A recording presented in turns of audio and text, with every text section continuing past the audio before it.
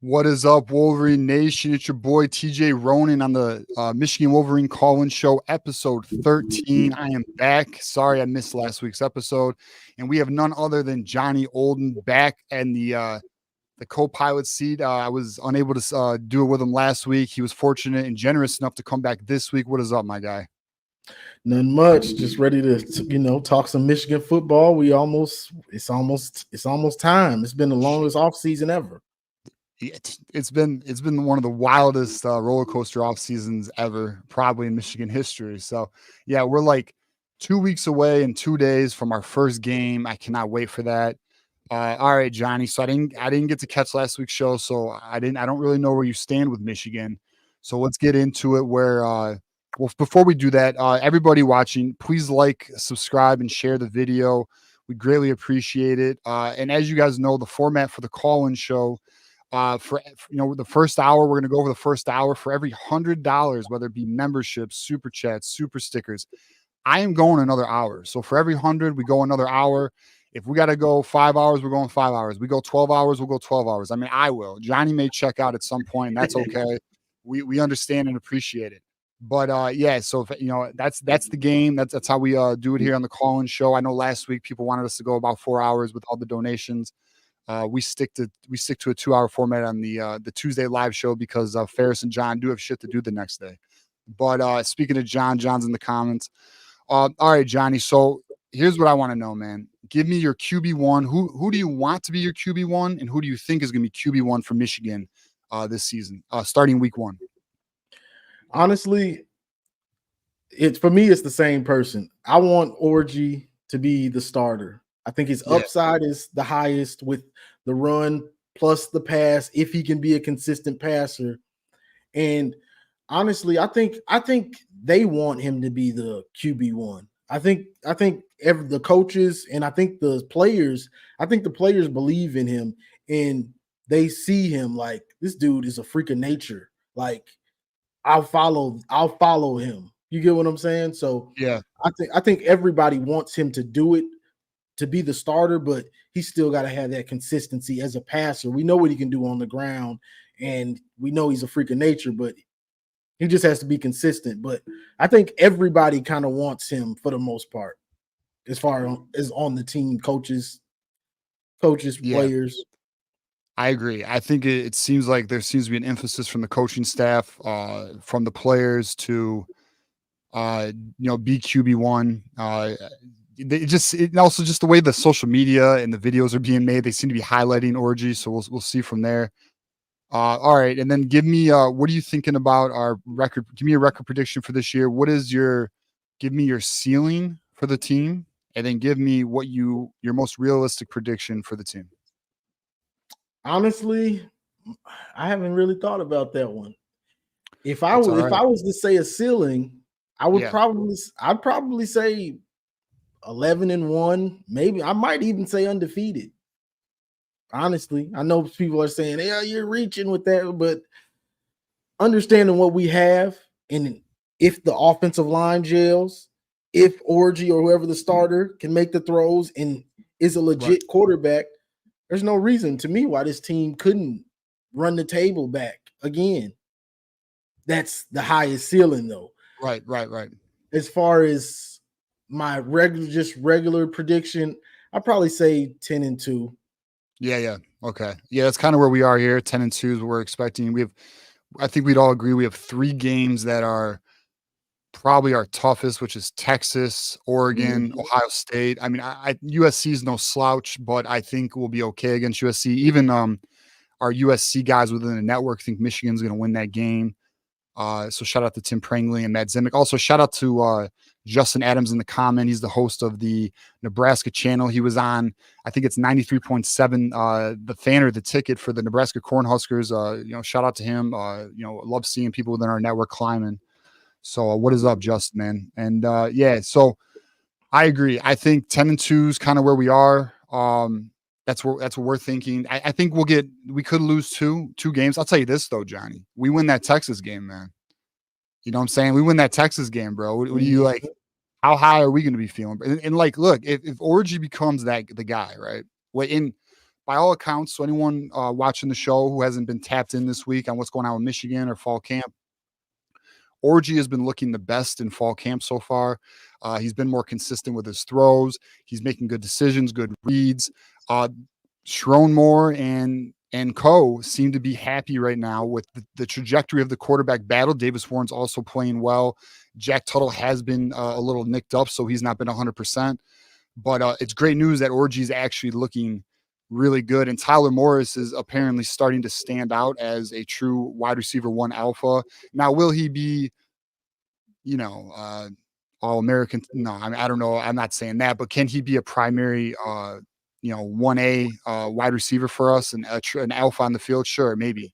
So, I mean, it's just great to see that there appears to be great news coming out of camp. And it does not, did you happen to see Schronmore's press conference on Tuesday?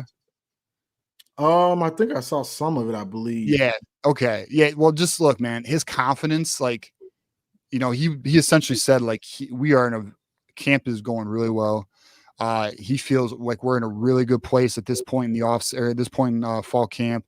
And listen, if things were not going that well, I don't feel like the way his mannerisms and body language and his confidence in his speech were I just don't think it'd be there. And not only that, two things I want to point out to anyone who didn't see the press conference with Schronmore. One was, he said as long as he's here, he doesn't think the offensive line is going to dip in terms of level of performance, elite play. And I think that's true, especially some of the things we're hearing out of camp, which are Josh Preby and Giovanni El-Hadi are looking like a dominant guard duo. There is some question at right tackle, though, between Andrew Gentry, Jeff Percy, and then Evan Link is making that a battle. So we'll see there. Right tackle does seem to be a bit of a question mark. But we'll see. We'll see what makes of that. The other thing he mentioned, though, Johnny, that I think I actually want to get your thoughts on this. He mentioned that he feels like our defense is going to be really good. There seems to be a lot of buzz out of Michigan right now that this defense is looking Wink Martindale. There's even been some other coaches. I think Lou Esposito, who was on, he was on Inside the Trenches with John Jansen recently. He was like, they feel like they have the defense is going to be elite. From my understanding and things that I've heard, they believe that there is more depth than they initially thought heading into camp. Mm-hmm. What are your thoughts on the defense and what's the expectation for the season? I'm expecting that defense to be lights out. Like, honestly, top 3, top 5, top 3, number 1, anywhere in there, because people don't understand that most of these guys have been in the rotation waiting their turn, whether it was Hausman, whether it was Josiah Stewart, whether it was Kenneth Grant, whether it was Derek Moore. It's your turn to be great. You know what I'm saying? Then you got Makari. He's been a starter for 2 years. People just think that he popped up out of nowhere now all of a sudden with Quentin Johnson. And then the guys that you brought in, Jaden Mangum, he was a stud freshman last year. Yeah, he was on Michigan State. He's a stud. Right. If you go look at his film, he's a stud. Free safety. He led the picks, center fielder. Right. And then you got Wesley Walker. He's a stud from Tennessee. So you got your 4-deep rotation at that. Then you got Zeke Berry in the slot. Zeke Berry, I've been waiting on Zeke. Yeah. Zeke is going to be a beast. Yeah, there's a lot of hype out of him right now. So he's one of the names that people are saying, name to know is Zeke Berry. He's looking like a true dude. He's looking like a potential all Big Ten type caliber player. He's going to be playing nickelback for Michigan. Another name that has been hot right now is TJ Guy, who is going to be in rotation. Time. Yep, it's his time. So Derek Moore and Josiah Stewart are going to be starting, but TJ Guy is going to be in that rotation. He's next up. And apparently, like anyone who's followed our show since spring, TJ Guy has been making noise, and it has also transitioned into fall camp. He's looking like a guy, literally. And yeah, man. So it's just good to see. And like another thing, like Jayshawn Barhan, Ernest Hausman, right? You got, and then the cornerback position, Johnny. I don't know if you got this heard about this week. Jair Hill. By the way, Jair Hill, regarding that picture that was circulating with the arm in the brace, that picture is from months ago. That is not a current picture. Jair Hill is fine. He's not injured. There is no injury to Jair Hill. There's a lot of like worry on, Johnny was telling me he's not on Twitter, so you didn't even see it. You probably didn't even know this was going on, but you know how that goes, bro. People were starting to flip out, and but yeah, so yeah, Jair Hill is not injured. He's good. So he's earned this right now, and it's crazy. 2 weeks into camp, he's already earned the CB2 position opposite of Will Johnson. Amir Hall is also backing that up, and they say, word out of Ann Arbor is we have 3 starting corners. So, yeah, man, it's great to hear how well fall camp is going so far. We obviously have a couple more weeks left. We'll see where it goes. But hey, Juju, I know you're on the line. Let me read these. We got a super chat as well as a gifted membership. Let me give these guys a shout out. So Tom Bouchard gifted us a membership. Thank you, Tom. Appreciate your support. I don't know who that membership. Actually, I should probably find out. Oh, Drewfus, my guy Drewfus, you got a membership, man. Shout out to you. Thank you, Tom Bouchard, for the membership to Drewfus. And then Blue Wolverine coming through. Champs, am I right, Johnny? What do you think, Johnny? Yes, champs? sir. That's what I do everywhere I go. I put the champs with the trophy. Hell yeah, bro. Hell yeah. Yeah. Shout out to Blue Wolverine. And for those just coming in and don't know our format, so we go an hour. And then for every $100, whether it be super chats, super stickers, or memberships, all accounts, we go an extra hour. So for every 100, we go an hour. Shout out to the community. They've obviously been great to us. Last Tuesday, they crushed it. We've been on quite a heater for a while. Appreciate everybody who's been a part of that, whether you're in the comments. And if you cannot do financial contribution, there's no issue with that. Just please like, share, and subscribe. And then also just watching the video. We appreciate that. Thank you for being here. And so let's get to our first caller. My guy, Juju. He's a weekly caller. What is up, bro? What's good? Y'all can hear me? Yes, sir. Yes, sir. I want to touch on some fall camp, but first, I don't know if you tapped into it. Carter Smith High School, they're absolutely getting I am right now. Like me and Johnny were watching it, killing them right now. Bro. I know we were watching that. Actually, we could probably pull it up, dude. I could pull it. Actually, I don't know. I should pull it up. Yeah, I know they were getting their ass worked. I was trying to see what Carter Smith was doing. I had the game on with Johnny before the show. Yeah, you right about. I mean, he's hitting the ground running on the rushing attack, but he about got like 30 yards passing right now. I don't know what this game plan is. I mean, I don't know why they keep throwing these bubble screens, like open something up. I know St. Thomas is a powerhouse, but right. I mean, the game's over. I mean, the game it's 30-0. The game's over. I mean, you gotta try something now. But he's not looking too good. I will say that his mechanics, though, I'm seeing in the pocket, his mechanics to me have improved a little bit with this quarterback coach he has. But other than that, I don't know. Their defense is getting thrashed. I mean, there's not much, but I don't know if you've watched the whole thing, but want to get your thoughts on how he looks in the pocket.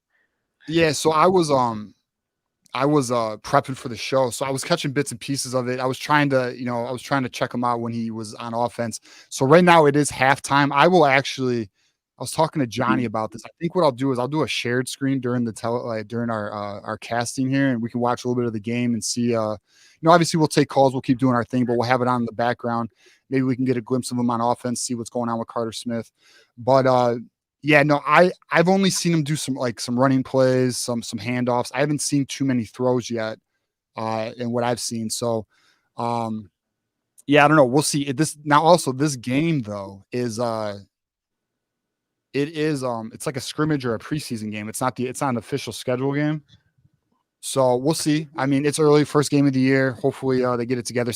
As Juju, for those who don't follow high school ball or aren't familiar with the powerhouse programs in the nation, but St. Thomas Aquinas is probably one of the top 15 programs in the nation, if not 15, top 20. It varies year to year, but they're a powerhouse. So, I mean, I don't necessarily know. I do know the team that Brady Hart plays for is also a pretty good powerhouse. I don't think Carter Smith's team's on that level, but we'll see. Yeah, so I don't know, Juju, but you're saying you're liking what you're seeing there so far? Yeah, I'm liking what I'm seeing, like from his from footwork and stuff, and the standpoint. I'm not understanding the offensive scheme that they're. I mean, it is preseason, or whatever. This is not the actual. But they're throwing a lot of screens. But what I'm seeing is he's being patient, and this is what I wanted to see from him. This is why I'm tapped into this game specifically more than probably the regular season games, because like I said, St. Thomas, like they are one of the standards in high school football. So he looks fine. Right. I just don't understand the game plan. He's 6 for 9 right now, so he's not doing terrible, but it's only for 30 yards. Yeah. Well, we'll see. I'll definitely pop the game on here once the halftime's over with. We could check it out. I want to give a shout out to Justin. He goes, "Hey everyone, sorry about Tuesday night, guys. Sorry missed y'all. Let's go blue. I hear fall practices are going good. They're not going good, Justin. They're actually going great. I think they are even exceeding some of the coaches' expectations, which is great. I mean, let's also remain a little. I don't want to say cautious, but we'll remain cautiously optimistic, I suppose. I mean, it's great to hear that all the good intel coming out of camp. There's really been nothing too negative. And you do get negative stuff sometimes out of camp. Like you do hear like, oh, the corner play isn't good, or you hear maybe the wide receiver play. You do hear that stuff, or the quarterback play isn't good. It has not been that. And I would also say there's been more information out of this camp than in previous years, which I think is a Sharon Moore thing. Also, if anyone noticed, Sharon, the coaches' press conferences the last 2 weeks have been full interviews. Michigan used to have this protocol that they would only do 5-minute snippets. You could only get like if anyone saw any of the press conferences and even like player interviews, anything, they're only 5 minutes. Well, now they're like 20+ minutes, so which is great to see. Let's give I got Juju. If you hold on for a second, I got another one we got to read. Question for Johnny: who's got it better than us? Nobody. Oh yeah, man. All right, let me just hit these and we'll keep going, bro. You good? Go ahead. He low key gifted 5 memberships, my guy. All right, bro. We appreciate that. Let me see if I can figure out who those are too. Uyghur has a membership. John Stoops has a membership. Sean Rollins has a membership. Anthony Pulikia has a membership. And Brian Sewell, you have a membership. Welcome to the community. It is a 1-month membership. Enjoy your emojis. Any Ohio State fans like Steve in the comments? Shout out to Steve, by the way. I saw him here. It's always love, my friend. He's a Buckeye fan, though. And he's also a fan of the 2001 Baltimore Ravens defense. And, so you want to throw some emojis at him, maybe some cheeseburgers, some crying Ryans, go for it. And then we got another super chat from Blue Wolverine, who is a major supporter of the channel. $19.99 super chat. My guy, Blue Wolverine, what is up, man? We appreciate you. Shout out to Micah. Hopefully he's wearing his Micah Capana jersey. If it's not a Micah Capana jersey, that Alex Orgy jersey, that stock's high right now. You might want to get one. But yeah, so what else you got for us, Juju? Yeah, it's a good transition right into a fall camp. I just want to touch right tackle. I thought, I mean, as you know, we're in fall camp and like it's beginning to hit that third week and people start to take off a little bit. We're hearing that from the quarterback. I'll touch on that in a minute, but yeah, right tackle to me is becoming a bit of a concern. There's no pull away. There's been no news. That's the one spot we have not heard anything about. Like everyone else, we got four offensive linemen locked down. It seems like all 4 of them are set. But like you're only as good as your worst offensive lineman. And right. I think Gentry has all the talent, but it's concerning to me that he's not picking it up yet. Like he's extremely talented. He's more talented than all the right tackles that we have, and he's not right. pulling away, and that's concerning to me. And especially early in the year, if he's gonna start, I feel like we're gonna have to use a lot of protection on that side, especially in the Texas game, because their strengths are the edges. And I think our running backs are going to have to be crucial in that game if we don't start to hear anything. But, yeah, I'll get you both of your guys' thoughts. Yeah, man. Well, Johnny, what do you think on that? I don't think it's I wouldn't worry about it quite just yet because to me, him not pulling away, that could just be because him and the other guy are close right now. You know what I'm saying? Like nobody is taking that step to lead, but that doesn't mean that they're not good. You get what I'm saying? Mm-hmm. So I wouldn't say that it's a weakness just yet. You know what I'm saying? And let's be honest, you don't know what the weakness is and really until you play somebody. You know, we can talk and say the offensive line is good and then, you know, it's looking like a turnstile, you know. So we really have to wait and see, but I wouldn't sweat about it just yet. I mean, we're fans, so we're gonna do that. But I Yeah. I wouldn't sweat about it just yet. Yeah. So I'd say this. I think what is, I mean, I hear you, Juju, because I mean, right tackle, and we've covered this all summer. Right tackle appears to be the position where like nobody has taken the torch. But I will say, if we want to look at a positive, if Evan Link is really challenging these dudes, and because he's a sophomore, hey, we may have something there. That may be your future cornerstone tackle offensive lineman. You know what I mean? Like, what if he's that dude, bro? Like, remember when what's his name? Damn, he went to the NFL after 1 year. Right tackle, he made Chase Young look like a bitch. The name Last name escaping me. I starts know with what an you're M. talking about. My bad. I can't remember his name. Someone in the comments I'm sure knows. But anyways, he came out of kind of nowhere. And he had a great year, went to the NFL. You never know, man. So it could be a blessing in disguise. We may have our next stud offensive lineman coming. If Evan Link's that dude, bro. I mean, it'd be nice to see if Andrew Gentry take it. I think right now Andrew Gentry has the lead, but we'll see. I mean, we'll give another week. We'll see how next week's camp intel comes out. I'm sure we'll hear more about it. I want to give a shout out to Moose here. Who's got it better than MSU? Everybody. And pretty much, bro. I mean, they're freaking bottom feeder. Rutgers has it better than MSU right now, man. I mean, it's ridiculous. You know what I'm saying? Justin throwing a $2 super chat. Have you seen now Goff is a Michigan man now? Hey, man, if you're not a Michigan man now, what the hell are you doing with your life? You know what I mean? I don't know. In terms of the offensive line, Juju, I think we're strong at 4 positions. We will see what right tackle, we'll see what comes of that. Yeah, I mean, it's just a little concerning. But I would take it with a grain of salt too, because our defense is elite. So I mean, I'll take it with a grain of salt. True, bro. That's a great point, man. Like they're going against some of the best they're going to go against all year. And they're saying they're going 50-50. They're going back and forth. So if the right tackle was struggling that much, they probably wouldn't be going 50-50. They'd probably be getting destroyed. Yeah. I'll take it with a grain of salt. We'll see. If I don't hear nothing in a week, my worry will go a little bit up. But I'll touch on a little bit about the quarterback, and then one thing that's been on my mind, then I'll get up out of here. But the quarterback, I don't know if you probably have, Josh, but one of the insiders, or TJ said Josh, one of the insiders, Josh, he had a insight that Orgy's pulling away a little bit with it. Yep. That's the word everybody's hearing that one. Yeah. Because that lets me know that he's being consistent enough in the passing, because we all know that he's elite athlete wise, like running ability. That lets me know that he's with the ones. He's doing enough, like especially against that defense. Like we keep saying, like if he's doing enough against that defense, we can start to, I'm not gonna put any predictions, but we can start to kind of guess like he can push the ball a little bit down the field. So yeah, I don't know how you guys feel about it. Yeah, what's your thoughts on it, Johnny? I feel like Orgy can push it down the field, and he has the potential. It's just finding out what he does well. What do you want to cultivate this offense with him? How do you want to cultivate it around him?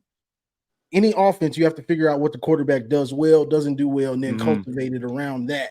You know what I'm saying? So now that we're getting into camp, it's serious now. This isn't spring and trying to work on your throwing motion and all this. Now it's fall camp. Go win the job, make the throws, however you got to make them now. Let's get it. It's time to turn up. Yes, sir. For this to be defending champs, So I think Orgy's I think he can do it. So I'm not surprised about what I'm hearing. Yeah, me too. I mean, I think, we just need him to have a good short to intermediate passing game, and then at least keep defenses honest with, with some of those deep shots, if he can, but as long as he just stays to his game, makes teams have to play honest defensively because he can beat them with his legs, we are going to be fine. Listen, as everyone knows who's watched us, we've been on the Alex Orgy train all spring, all summer. We felt that was going to be the path for the team, not only realistically, but also give us the best chance of winning, give us the highest ceiling. I am not surprised. We did not take the bait of the Jack Tuttle hype that was starting to come out before fall camp. Like we were like, look, and we were like, look, even if that is true, that's not, it's not the most ideal scenario for us. So, yeah, man. I mean, I think it's, dude. Listen, we've said it. Look, if Alex Orji can be an above-average quarterback with this defense, this offensive line, this running game, these tight ends, and we've all heard about Marlon Klein. By the way, I got some, like they're moving Colson Loveland and Donovan Edwards around in the offense, and they got Marlon Klein playing tight end. Bro, you got Donovan Edwards, you got Marlon Klein out there with Colson Loveland. You put Tyler Morris, and you got Alex Orji with his dual threat capability. I mean, with this offensive line, like with this defense, and like I don't know if people know this, we have an All-American level kicker in Zavada. So yes, sir, bro. Like this team's like, we got some Buckeyes watching. I'm gonna like, hey, they don't know yet, bro. Like they're gonna learn. They're gonna learn. I ain't gonna lie, Kirk Campbell. I think Shromore's a great caller, but I think Kirk Campbell's more creative, and I think we're gonna see that. But I don't think people realize that if you want to compare us to a team, I don't think people realize that we're built like Georgia. Tough at the line of scrimmage. Wide receivers are like underrated. Great running backs. It's just they have a little bit better quarterback play and great defense. But we're built like Georgia is right now, constructive wise. But yeah, I just want to touch on one more thing. You're good, Juju. Hey, Juju, we got open lines, dog, behind you. Ain't no one on, so you can hang out as long as you want. Actually, let me give a shout out to Moose, bro. So we got a $5 super sticker from Moose. Shout out to Moose. Appreciate you, bro. Drewfus coming through, who's officially a member now. Thoughts on Michigan's D line versus Texas O line? You know what? Hey, Juju, what do you think about that? Let me get your opinion. What do you think about Michigan's D line versus Texas's O line? I think Texas has an elite tackle. Yeah, they do. Yeah. I don't know who's gonna match up on him. I hope we put Derek Moore there. He has better measurables. But I think we're gonna be too much with Wink dialing it up. Texas is going to have to double Mason Graham and Kenneth Grant. They're gonna have to do it. So what is that? That is gonna free up Jayshon Barham, Ernest Hausman, and Wink is going to get creative. Texas lost 2 running backs. They moved a wide receiver to running back. They just lost their starting running back. So for those who don't know, their starting running back just went down with a season ender. They lost a freshman. That's going to be tough. It's going to be tough for them. I mean, I think they lost 1-2 in Achilles. I think he was their third string running back, if I'm not mistaken. Yeah, he was like a freshman. I believe. And he was moving. He was moving up. I mean, don't get me wrong. They have. Blue is a gadget. He reminds me of Donovan Edwards a little bit. He's a gadget. He's not an every down back, but they have backs. Texas has backs, but it's just who's going to step up for them. I think it's going to be too early. That's a bit of concern. I think they'll get better as the year goes on. But that defensive line battle, I think Trey Pierce and Ito Etta, they're ready. You've seen Trey Pierce in the spring game. He kind of got pushed around a little bit. He was a little bit lighter. He is heavier now. I'm expecting him to hold his ground. Trey Pierce, they're talking him up, but we're 4 deep at that, at least 4 or 5 deep. Well, you're not mentioning Rayshawn Benny, bro. That's who I was about to get to. Yeah, 100%. Rayshawn Benny. They say he's ready. They say they say he's ready. He's healthy too. Exactly. And then you got TJ Guy rotating at the end position. I mean, we are like, look, we're going to be 7-8 deep again on this defense line. That was one of the questions coming into fall camp is what is the depth going to be like on the defensive line? Well, how I look at it is obviously we have Josiah Stewart and Derek Moore on the ends. You got nose tackle, you got Kenneth Grant, and the 3 tech, you got Mason Graham. And then rotating in the defensive tackle spot, you have Eno Etta and Rayshawn Benny, and then possibly Trey Pierce. And then you add in TJ Guy, and there's been that Dominic Nichols, who is a true freshman, Mace, Sharon Moore. They asked Sharon Moore, who do you think could see some playing time as a freshman? He mentioned Dominic Nichols, which would be nuts. He's already, and just so for those who don't know, he's like 6'5", 265 already. Like he's up there. You know what I'm saying? So yeah, I'm telling you, bro. Like I'm so stoked for this first game, dude. Like it's about to be off the chain, bro. So who do you think is gonna fill that for us? I think it might be Cameron Brandt. Like I think he's my dark horse. Like he's my sleeper. Like Cameron Brandt is my sleeper. I would say that too. I think it's a possibility. I know you're not a fan of I'm Keyshawn not. Bennett. Oh I my know. God, I know I'm you're not. not. I know you're not. Yeah. All right. You Let me like hit. you like Keyshawn? I don't. I'm not against. I'm not like anti Keyshawn. I got to see what he could do. I believe in him as an athlete. Like I think he's fast. I think he's a little thin. We'll see though. Like we'll see. I mean, I'm not like he hasn't shown me enough to where I'm like all in or anything. Like I'm not. You never know. Sometimes, man. Sometimes these kids turn it on and they become guys, right? Like that year to year transition, which makes college football so beautiful. Like with kids from like freshman to sophomore to junior year to senior year. Like it's amazing what kids do with their senior year too. Like they just become good because they're just older and they've been doing it for so long. Mm-hmm. So like you never know, man. You never know what Keyshawn Bennett could do, but you might be right. It might be Cameron Brand. I mean, I do know as we know, he lost a little bit of weight. He's playing at like 265 now. So Yeah. He looks the part. Man, yeah, he looks like an edge. Definitely. All right, let's give a shout out to Justin. $2 super chat. It's Alex Orgy all the way. We agree with you, Justin. Aaron Spencer with a 999 super sticker. Thank you, Aaron Spencer. We appreciate your contribution to the channel. It means a lot to us, honestly. So shout out to all you guys. And we have another one from Justin. Coach Campbell is going to keep every team on their toes all year, and defense is going to be better than last year. I think that's true. Johnny, what do you think? And Juju, I'll get your opinion on this too. So do you think this defense is going to be better than last year's national championship level defense, or what? What's your opinion on that? I honestly think it's a possibility because a lot of the players that are starting are kind of upgrades. You know what I'm saying? Like Josiah Stewart, Jalen Harrell. That's to me that's an upgrade this year. Braden McGregor, Derek Moore. To me, that's an upgrade. More athletic, more speed, more versatile. Mike Barrett, Hausman. That's an upgrade to me. I agree, dude. Barham, over Colson. That's an upgrade to me. It's crazy. I know, and that's crazy because he was all Big Ten level. He was he went third round. Like I know, and he is an upgrade. It's freaking nuts, man.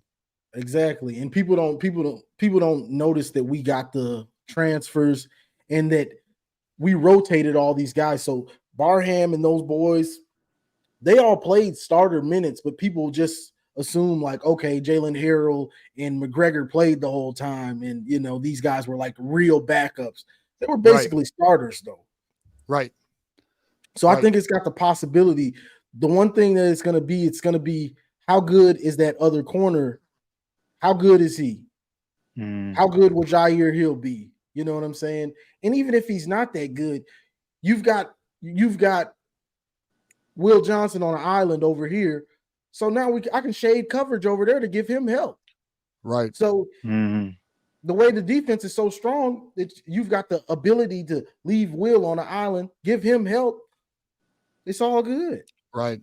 The big thing is the big thing is in that slot, is Zeke Berry going to give us some turnovers or McBurrows if they're switching in and out? Can you live up to what Mikey was doing, which they don't have to live up to 6 interceptions and all those TDs, but you got to give me you got to be able to give me some, and live up to it. Because if Mikey gave up plays, but then he'd get that ball back for you. It might go get 6 for you after he takes it. So that's the big thing. You had a field general at the nickel spot. Right. Juju, what's your thoughts? You think we're going to be a better defense this year than last year's national championship level defense? Okay, so I got probably a different outlook than everyone. I'm going to say yes, but it's in a different way. I don't think statistically it will be better because our schedule is tougher. They're going to put up more points. I mean, we have like five offenses that just can throw that pill around, So, but I do think as a whole, linebackers upgraded. Our starters now last year were our best players. Josiah Stewart and Derek Moore were on the field for the biggest play of the season. So they were our best edges. Just Harrell and McGregor had more experience.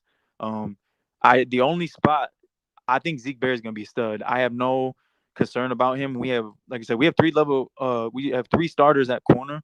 I do think early in the year, I do think them safeties are going to have to help Jair a little bit as he gets his feet under him. They did the same thing with Josh Wallace last year. I mean, if you don't remember last year, I mean, Minter was pulling Wallace off the field and putting Mikey over there. He was getting burned on double moves. Yeah, because they were getting him. So, I mean, I don't have any really concern about that with Jair. He's more athletic, way better athlete than Josh was. And God forbid, like something were to happen to, we have Hall. Like, he's more athletic, Josh Wallace to me. So I think as a whole, it's a more talented group. Yeah. But statistically, it's not going to show it. I think Ohio State's defense is statistically going to be better because they have a cupcake schedule early on. So they're going to walk into it. So, I mean, at top three, I think top three for sure. We won't slide out of the top five. I doubt that. Yeah, you speaking facts with the statistics because of the schedule. That's fact. Yeah, I think that's a legitimate argument, Juju. Yeah, and that's why we appreciate you as a caller, man. You're always bringing that heat. Yeah, so like, look, I do think. Listen, I've said this. This may sound repetitive because I say this almost weekly. If Rod Moore didn't get injured, I'd guarantee we would be. With the Rod Moore injury, I feel we're gonna be damn close, if not better. You know, and I think you bring a good point with the statistics. Maybe statistically we don't. Yeah. We are in the bigger, newer Big Ten with the tougher schedule than we had last year for sure. Our non-conference is tougher. We actually, on the line after you, Juju, we got Matt Miller from Texas at the Voice of College Football. He's going to be on, so I'm sure we're going to talk some Texas ball there. But, yeah, I mean, but the defense will be damn nasty. And then, you know, you add in Wink Martindale, what he's going to do in terms of blitz disguises and stunts and what he's going to bring to the defense we already have all the coverage disguises from Mike McDonald and Jesse Minter. So, I mean, the defense is going to be, in my opinion, more well-rounded. But all right, Juju, let me get one more out of you if you got any more comments or questions, and then I'm going to move on to our next caller because we're starting to line up now. Yeah, for sure. Just one more, and that had to do with Johnny's live. I was itching at the butt when Chris came on. When he was talking about the scandal, man, I was itching. I was hitting the chat. I'm like, bro, if this was because of the signs, everyone brings up TCU. We didn't have the signs, but nobody is bringing up Michigan State 2021. If we had them signs, bro, we wouldn't have lost the damn game. Man, I was begging you to bring that up, bro. That's true. I ain't have him on there that long, so that's why I couldn't get into him. You know, that was the first time Chris came up like that on my live, so I couldn't just get into him like I wanted to, like that. You know, I don't want to scare him away on the first time. You know. Nah, I hear you. But that's it. That's it for me. I appreciate you. All right, Juju, have a good one, man. I'll see you next week. All right, bro. Yep. Go Blue. Peace. Yes, sir. Go Blue. All right, Justin with a $5 super chat. Who thinks Cole Sullivan's going to be in rotation for linebackers? I believe he will play on blitz plays because he's a downhill player. Cole Sullivan was another name mentioned by Sharon Moore. He said, what freshman do you think – here, I'll just lay it out here. He said, the question was, what freshman do you think could play this season? And he mentioned Dominic Nichols, Cole Sullivan, and Jordan Marshall. So those are the three names to be on the lookout for. I think we'd all agree with those. Anyone who paid attention to recruiting knows they are dogs. That's right, Steve. They are dogs. I know you're watching, Steve. It's all good, though. And then another super chat from our boy Moose. Throw the Mooses in the comments for our boy. Sullivan made Amir Herring transfer to Kansas.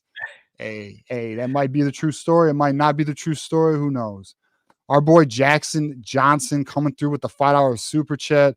Tell your friends, your families, your frenemies, and the cashiers at Whole Foods about TJ, John, and friends here at Michigan Football, the Voice of College Football. Jackson, you throwing us $5 to market us, bro. I appreciate you, man. You know that, bro. Jackson's one of the hardest workers for the Voice of College Football. We appreciate that. And then we have another Moose coming through again with the $3 heater. Moose coming with the $3 heater. Would you run out of the $50 heaters, Moose? I'm just messing with you, Moose. There you go, John. I don't know what John was saying in the comments, but I'm sure John was on it. We got the Scarlet and Blue Show in the comments. So Scarlet and Blue Show, Garrison and Bryce, they will be joining me next Thursday. Tanner Wooten was supposed to be joining me today. He had something come up. Johnny obviously coming through, being a man just being the man, coming through. We appreciate that. So yeah, Scarlet and Blue show. Be on the lookout for them. We're gonna get the Buckeye and the Michigan perspective on the show next week. Looking forward to that. And then next up in the callers, yeah, Moose, you my guy. Next up in the callers, Matthew Miller from Texas at the voice of college football. What is up? What is up, Matt? What's up, guys? What's going on? Oh, actually, no. Hey, let me just hold up. My bad. Hey, we have surpassed $100. We are on to another hour of the show. Shout out to everyone financially contributing. Yeah. So if anyone wants, so we're gonna go another hour. We're gonna go 2 hours. If you guys want a third hour, another $100 will get us there. We appreciate everyone contributing, coming through. We appreciate that. Yeah, Keegan, get your popcorn ready, especially not only for this show but for next week. And Johnny, Scarlet and Blue show, giving you a shout out.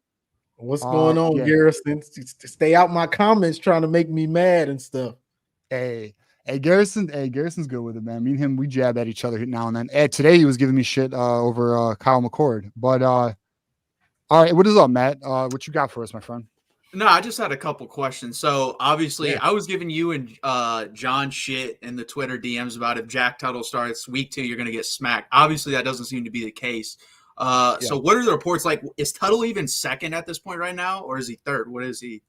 Yeah, so reports right now is that Alex Orji's 1, Davis Warren's running 2, but Davis Warren's looking good as well. In terms of pure passing, he's actually looked the best, but in terms of full package, Alex Orji has actually really come on these 2 weeks. And then Jack Tuttle, apparently he's dealing with some soreness, some injury, and he's running third. But I mean, I'm going to be honest, Matt, and I know because you're paying attention to what's going on because week 2 is such a big matchup. There was some hype or some buzz about Jack Tuttle. We were not buying it on our show. We would comment on it. We were observing it, but we were never like, we think Jack Tuttle's going to be starting. I know Keith Rebar, the leader of the Jack Tuttle fan club, might be a little disappointed. He may even be watching. Shout out to Keith. You know, it's all love. But yeah, right now it's Orji running 1, Davis Warren running 2, and then Tuttle running 3. But, there's still a few weeks left. We'll see where it goes. Yeah, because I was going to say, I believe Will Howard and Jack Tuttle have the same career completion percentage. So it's like if you're giving Ohio State shit, you can't be running out Jack Tuttle to be your quarterback. But no, I've always thought all along, like if the best chance for you guys to repeat, and that should be the goal for anyone. Like you don't play to go 9-3, which I think Jack Tuttle would probably give you. Your goal is to repeat. Alex Orji is definitely your best case scenario there. But what do you guys think to repeat, like Big Ten wise? I rank the quarterbacks in the SEC. The Big Ten seems kind of down overall, but where do you think Alex Orji is going to have to be at the end of the year for Michigan to repeat as Big Ten champs? Like statistically? Not even statistically, but like just lined up, like let's say, is he going to have to be the 3rd best quarterback in the Big Ten, 4th best? What do you guys think? Well, so I think we would agree Dylan Gabriel is probably going to be the best quarterback in the Big Ten. Yeah. Moss at USC. So I'm not a believer in Drew Aller. I'm not high on Drew Aller at Penn State. No. Moss at USC will probably be 2nd best. Lincoln Riley offense. Yeah. And then Will Howard, who I'm not even that high on either. I think he's okay. And they're planning on running it a lot, they say. Yeah, but hey, you can run it all you want. Ask Jalen Milroe how that went. You ain't running it on us, Yeah, so I mean, I think Alex Orji has to be at least top 5 quarterback in the Big Ten, and I think that'd be good enough for us. Top 6. Yeah. No, I would agree with that, and that's the thing too. I did like a slight deep dive into like college football playoff national championship teams. Guess how many teams won the championship with no NFL QB, not like a high level NFL QB, but no NFL QB. How many teams won a national out of like what era? Like it's college football playoffs, so 10 years. Okay. None. It wasn't. There was only one. It was one from Alabama, right? Yeah, Jake Coker was the only one. So, like, to win a national championship, your guy has to at least be NFL quality, period. He does. He doesn't have to be a first-round pick, but he's got to be NFL quality because when I dived into that, I was surprised by that. Even like Cardell Jones, he played in the NFL and was drafted. So I was kind of surprised by that. Borderline. Yeah, you got to be borderline. Like Stetson Bennett, for example, he's like roster practice squad level quarterback. Yeah, I think but that's the thing too. Like you got to have a well-rounded team. Like you got to have a strong defense and a well-rounded team to where a quarterback doesn't have to be Joe Burrow. right? Yeah. You need a guy who can just run it. You've seen it with Georgia. You've seen it with Michigan. I think that's good enough to win a national title. But like, if you don't have that, then you need exactly a top dog, dude. You know? Yeah, because when I was going through that, like the average offense and defense literally was like 9.3 for the offense and 9.7 for the defense. The only two outliers in the college football playoff era, 2019 LSU, 2020 Bama, where they were just like carried by the offense. Well, not completely carried. You had top 30 defenses, but you saw what Mac Jones and Joe Burrow were able to do offensively. So, I mean, and honestly, if Texas is going to compete for national championship, I've said that's going to be their path, because I think Quinn Ewers is going to have to backpack, especially now with the running backs getting hurt. Yeah. Okay. So what's your thoughts on this? So, all right. So for anyone who doesn't know or is just coming in, we got Matt Miller here, who does Texas at the Voice of College Football. You will be seeing him a lot in future episodes. The week of the game, Matt Miller will be on our Tuesday live show with me and John. And then Matt Miller is also coming on our Thursday call-in show to take calls from you guys to pick his brain about Texas, what he thinks about the matchup and all of that. So we're gonna have a bunch of Texas content. So what's your thoughts on the whole running back injuries you guys are going through, and who's gonna fill the spot now? Yeah, so Blue, I agree with the last guy, Juju. He basically said Blue's not an every down back, and I would agree with that to a certain extent. I think he can get 20 to 22 carries a game. Anything more than that, I would not put on his shoulders. But what hurts, like, of the injuries especially, is the blocking, like running back blocking in the passing game. To me, I don't know who's going to do that. I think Cedric Baxter was probably the best at that. Jane Blue's okay. He's not great, but again, it's been an offseason, so could he have gotten a lot better? Absolutely. So that's going to be the question for me, man, because you have Jared Gibson, a freshman, highly talented. I think he was the 4th running back coming out of high school this year or last year. So he's definitely high up there. And he's built like a tank. He's 5'10", 205 pounds. The guy's huge. The question is, can he pick up the blocking schemes? Now, I did go to IMG Academy, so I think that helps too, because that's basically like a junior college. If anyone doesn't know down there, that's an NFL factory. So I think he'll be okay, but obviously we are out of bullets right now. Like, if someone else gets hurt, it's going to be really hard to go through the whole season with what we have, because what I think is going to happen is, they've already talked about it, Ryan Niblett, they'll move back there. He's like our 7th string wide receiver, and he's pretty good, but he's not a big physical back. I think the other guy to take a look at is Juan Davis, tight end. Big guy. He played quarterback in high school. He was kind of like a rushing quarterback. He also played wide receiver and tight end. He plays tight end at Texas. So I think they're going to use him on short down packages. And he could throw the ball too. So that could put a little wrinkle into the offense. But like I said, I think it's going to come down to Quinn Ewers. I really do. I think he's going to have to pick up the slack. And I don't think it was going to matter much versus Michigan, honestly, anyways, because we weren't going to run the ball very well versus you guys anyways. It's more to keep you off balance, and we can still do that with the running backs we have. I'm just more worried about, can they pick up the blitzes that you guys will put on us in passing? Because it literally, if they can do that, my confidence level is still the same as it was. But if they can't, that's going to be an issue. You don't want that game all on Quinn's shoulders. Hey, at this point, the team last year helped him out so much, man. You got to live up to your high school ranking at some point. If you were wherever you look, top 5 highest high school recruit basically ever at the quarterback position, you got to live up to that. And we have the weapons, like everything coming out about the wide receivers. I was already confident, but it's been fantastic. Everything I've heard, and they're literally at 5 out of the 6 top guys are all cross-training. They're all playing inside or outside, and we're going to have a nice rotation there. Wingo has killed it. Silas Bolden, who just came in from Oregon State, big news from him. He's been killing it in camp. Really, the only question now is that health at the running back position for me. I trust everything else, basically. And like the last guy said, too, the offensive line versus defensive line is going to be a hell of a matchup. I think that's more of a stalemate. I think the more interesting matchup, though, like that will determine the game, is your or our defensive line versus your offensive line. I think that's going to be because there's more question marks, I would say, on both sides of that than there are the other way around. Yeah, definitely. All right, let me hit these super chats, because I know Drufus has a question for Matt. Justin, $2 super chat. Will Howard is going to be the downfall at OSU. You know what, Justin? I think Will Howard is not the savior they think he is. I think I'm looking forward to. Listen, do I think he can win some games? I do, but I think if they think he's a great upgrade over Kyle McCord, I don't think so. But that's me. and I am a Michigan fan, but I'm just being, I'm to be agree. honest, I'm looking at it. Yeah, you're a Texas fan, so you obviously seen Kansas State play. I mean, what's your opinion on Will Howard? Give us your breakdown, and then Drufus, we'll get to you, and then Justin, you have another super chat. I'll get to that next, okay? But what's your thoughts on Will Howard, Matt? I think so. If anyone's listened to the Cover 3 podcast, they call a guy just above average a jag. That's what he is. He's a jag. He's just another guy. There's nothing special about Will Howard. There really isn't. And now, if I will say this, what I do think they're going to do, and I do agree, I think they're going to lean to the running game heavy. That's why he went and got Quinshon Judkins. If you look at Chip Kelly's history, people think he passes it all over the place. No, he is completely what Steve Sarkisian and Lincoln Riley what to do is they want to run first, establish it, and then hit you with the passing game. I think they're going to use the running game a lot more this year. I think that's going to be completely flipped around because I think I saw like Ryan Day under him, they pass more than they run. They're definitely going to run more this year than they passed. That's going to be completely flipped. So that's music to our ears. Yeah, I mean, it plays into you. It's going to be that game could honestly be like 13-10 when you guys play. That's probably what it's going to end up being.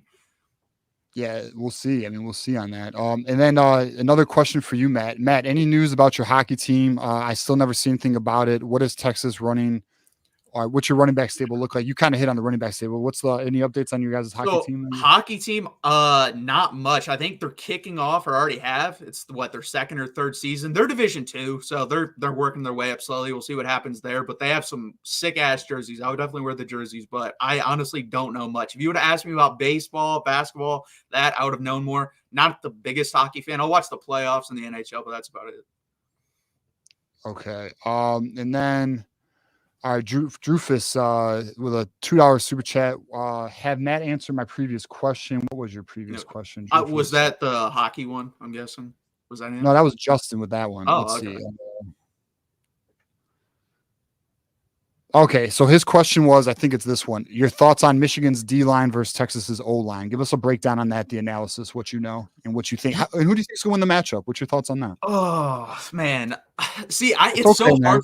I know it's so hard for me to say like who's going to win because I think there's so much like there's our whole offensive line is going to play in the NFL. Your whole defensive line is going to play in the NFL. So I think you guys will win certain matchups. Because Kelvin Banks is either going to be the first or second tackle off the board. You have, in my opinion, the best interior defensive lineman in the country, Mason Graham, and I think Kenneth Grant is probably in the top 3 or 4. We had Byron Murphy and DeFondre Sweat last year. That's basically what you guys have this year. And then the wild card for I think the casual fan coming in was Cameron Williams, our right tackle, versus whoever lines up over there. But Cameron Williams, there's been this notion that he around Texas camp, at least last year, Christian Jones decided to come back for his 6th year last year. And the coaches were kind of like wanting him to leave before last year. They were kind of like, hey, Cameron Williams has a higher upside than you. Why don't you, pack your bags up and leave? So you'll finally get to see him. And that guy, to me, I said it when he was getting recruited, he has the highest upside of any offensive lineman in the class that came in. And that was with Kelvin Banks and Devon Campbell, who's a guard on Texas, who was the number 1 ranked offensive lineman in that class. And I'm not the only one that thinks that. There's a story that came out a couple weeks ago. Mario Cristobal, when he was recruiting Cam Williams and Kelvin Banks at Oregon, he had them both at the same time committed to Oregon. And he went over to a Texas guy and he said, so who in a couple of years, who do you think is going to be better, Cameron Williams or Kelvin Banks? And the guy looked at him like, you're talking about a 5-star versus a middle 3-star. Why are we about to have this conversation? And he went into detail why he thinks it's going to be Cameron Williams. And listen, I don't think Mario Cristobal is a great coach, but the man knows offensive line. So Cameron Williams, I think, is going to have a fantastic year. I think there's actually a really good chance after this year he's in the NFL as a 1st or 2nd round pick at the right tackle position. So who do I think is going to win? I don't think anyone's going to win. I think you'll win some battles up front. I think we'll win some battles up front. Like I said, I really think this comes down to our defensive line versus your offensive line. If you guys can do what you did versus Penn State, yeah, we have a better offense than Penn State. We'll probably score a little bit more, but that's going to demoralize Texas if you can just run it down our throats the whole game. Go ahead, Johnny. I got a question. So Texas is coming in to Michigan, facing a Michigan defense that has been made to slow down teams like Ohio State with C.J. Stroud, Garrett Wilson, Olave, and Jigba, all on the same team. Slow them down, beat them. Michael Penix last year in the national championship, beat him, made him look real bad. Now, Quinn Ewers, you on deck. So what do you feel about that? Or what do you, or does Texas, are the fans thinking about that? Or Oh no, we're definitely thinking about it. It's kind of weird because like half the fan base, I would say like if you listen to the mainstream Texas fans and know what they're talking about, they're like, yeah, we're playing. And this is my opinion. I think we're playing the best defense in the country week 2. So it's definitely going to be hard to do, and we just can't. Like that's the thing. Our offensive line's really good. We just can't allow what happened to Michael Penix. Like in that game, that guy had no time to throw versus you guys. He was completely flustered. He would run all over the place. And also what you guys do, because like you said, you run a pretty complex scheme, especially for college QBs. You confuse people before the snap. So then they're confused. Then they're getting pressure right in their face. So it's a combination of the two. What I don't think is being talked about enough is like the in-helmet communication. Steve Sarkisian's going to be able to talk to Quinn Ewers till 10 seconds hits and tells him what's going on. And I think that's going to be a hell of a matchup with Wink Martindale on one side being able to tell the defense what to do up until 10 seconds and Steve Sarkisian trying to diagnose on the sideline what he's able to do. And I always said, like, if Texas wants to take that next step and actually be a national championship team, Quinn Ewers is going to have to learn the mental side of it. That's what it is with him. If you've seen it, he's got the arm talent. He's got the accuracy. He's got great anticipation on the throws. It's sometimes he doesn't trust what he sees, and you'll see that, and then he'll pull it down and take a sack or he'll throw it away. He actually doesn't throw interceptions, so that's a good part of him as well. And that's what Michigan's defense feasts off of. Yeah. Making the quarterback indecisive. Yeah. So that's what's going to be interesting. If he hasn't got that mental side yet, Michigan probably wins the game. If he has, I think it'll be a really good game. We'll see what happens. Yeah, definitely. All right, let me hit on Justin's super chat here. $5 super chat from Justin. Okay, I didn't know what division they were in. Thanks, man. Yeah, I thought they were. I think he was probably thinking they might have been in Division 1, Division 2. So I mean, are they likely to go to Division 1? Are they looking to make that jump to Division 1 hockey? Yeah, they're just trying to get like pushed up the rankings basically because they're not. I mean, you just started what I think, like I said, 2 or 3 years ago, so they're not like ready yet to compete with the big boys. Yeah. Like if we played Michigan in hockey, we're getting our ass. Of course. But like Arizona State, they created a D1 hockey team. That's a team that's like not. I'm interested to see, and I know this isn't really a hockey, but I just for our hockey fans, I'm curious to see if USC and Oregon. They do have club teams, which would be in the Division 2, or I don't know if it's Division 2, but they have club teams, I believe. And I'm interested to see if they make hockey teams out there in the Big Ten. And with all this TV money now, they got plenty of money. So we'll see how that goes. Thank you, Justin, for your super chat. We appreciate that. All right, let me ask you this question, Matt, before we take our next caller. I mean, we'll talk a little bit more, but what is the vibe from the Texas fan base about the game? Do you guys feel confident? Is there concern? Do you guys think you guys got it in the bag? I mean, what is going on with the Texas fan base right now in regards to the game week 2 matchup against Michigan? So this is how I look at it. If you pay attention, so there's like 2 portions of every fan base I look like that people that pay attention week in, week out of the off season, and people that as soon as week 1 comes around, you're sitting down watching Texas, Those people think we're just going to blow the doors off Michigan. Why is Michigan ranked so high? The people that actually pay attention to the offseason realize, hey, Michigan's bringing back like a shit ton from an already really good defense, and also getting people out of the transfer portal, like you said, Jayshon Barnum from Maryland to Michigan. Like, they're going to be really good. We played Georgia this year, and I'm more scared of Michigan's defense than I am Georgia's defense. So it's going to be an interesting game, but that's how I feel. I think it's going to be really difficult. I think if I were ranking Texas' schedule by difficulty, I would probably put this either 1 or 2. Texas A&M might be 1 for me just because I'm going to tell you right now, that environment when they walk into Texas A&M. Yeah. It's been nuts.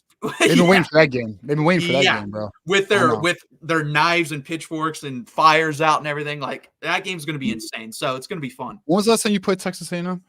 2011. Yeah, that game's gonna be off. That game's and we won. Off TV, dude. Yeah, it's gonna get. There's been Uncle Lou, who I'm sure people know. Like I didn't even know he's been talking about this game. He's like, this is the game I'm most excited for, and this man's a Georgia fan who hates both those teams. And I mean, with them with us taking their baseball coach too, like that just ramped it up to a whole new level, man. So. Like I've said this too, if they stay anywhere near College Station going in that game, they deserve what's coming to them. They should stay like 2 hours out and drive in because you're going to get fire alarms. You're going to get death threats. They're going to get people running to your hotel. Stay away from College Station as much as you can. All right. Hey, Matt. So we have another caller by the name of King. Buckeye. He's a Buckeye fan. He has requested to join us in a conversation. So we're gonna bring him on. He wants to talk Texas football and all that. So we'll see what he has to say. King's a good caller. He's a good sport about things. So we'll see how it goes. Let me see. Hold up. Let me see how I got to do this to make it work. Oh shit! Damn it. Let's see.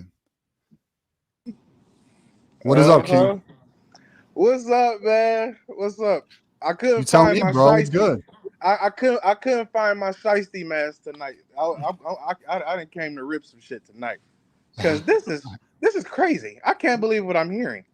I can't wait. Hold on. Before we even go left, what is y'all prediction? The Texas guy.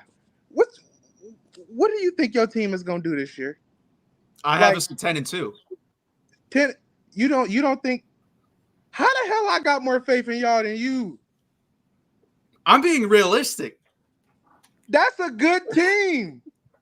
We are a good team, but we play a hard schedule. That's the thing, too, that pissed me off. People are like, it's an easy schedule because they compare it to Oklahoma's. Compared to the rest of the country, it's not an easy schedule. This is absurd. Okay, hold on. Okay, wait. All right. We'll come back. My Michigan guys. What's up? What's good, King? What's up? What do y'all think y'all gonna do this year? What's y'all record? Give it to me. 10-2. We're at 10-2 as well. 10-2. 10-2. All right. So we'll see each other in the playoffs, everybody. What's up? Okay. Now listen here, y'all. When you listen to people talk, everybody press screen record on your damn phone right now. Cause we about to get this shit on the record. Let's see if they really believe what they talking. Let's see if they really believe it. So I heard it through the grapevine, your boy been doing some traveling lately. He been doing a little traveling. You know what I mean? But I'm back home. You know what I mean? So let's see. I heard through the grapevine, y'all said that y'all would rather have Alex Orji over Will Howard. Yeah, I said that. I know I said that on my great. page. Perfect. Now let's see if you really believe it. Okay. Let's see if you really believe it.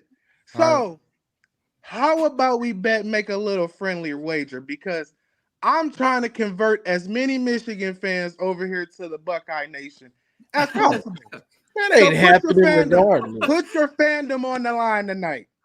Okay. And then also, I hear you guys are real confident that y'all gonna make it 4 in a row.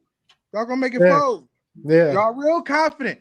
Bet. Now let's stand on that. Let's put your fandom on the line. So I pledge. Everybody press screen record. Let's see if they really about it or if they just talking. So I bet I don't even think Alex Orji's gonna finish the damn year as the starter, but whatever. Ooh. So if Alex Orji, the same for Will Howard. If Alex Orji finishes the year better with better statistical numbers, and if he leads his team to a win over Ohio State and Columbus, I will no longer be a Buckeye fan. I will 100% become a Michigan. No, hell no. Hey, I'd love to have you join us, bro. Become a Michigan fan, right? And not only that, here we go. We about to kick this shit up. Okay, this is how confident I am. I will bet 2 months of my amazing government salary to the Michigan NIL initiative. I will send it all direct deposit. Everybody, I hope y'all screen recording this shit. I will send it as soon as the clock strikes 0 over to whatever the hell it's called. I will send it on over. That's a lot of damn money. Your boy is blessed. Thank God. I will send it over. So now, match it. Oh, I'm not matching 2 months' salary, bro. But here's what I'll do. Okay, no, take that out. Take that out. Fuck it. All right, let's do this though. Put your fandom on the line. No. I want your fandom. 2 months' salary, bro. You gotta become a Buckeye fan if you believe that Alex Orji is gonna have a better year than Will Howard, which is absurd. Absurd. Oh, okay. Why do you talk like Will Howard is no, put the fans. Y'all are confident. All you gotta do is say, right, hey, I'll make this bet. No, hell no. Put the fandom. I want the fandom. I want the fandom on the line tonight. I'm never not gonna be a Michigan fan, bro. I want the fandom. Nope, that Michigan's gonna win this year in Columbus, and that Alex Orji's gonna have a better year than Will Howard. Put the fandom on the line because y'all are so confident. Put it on the line tonight.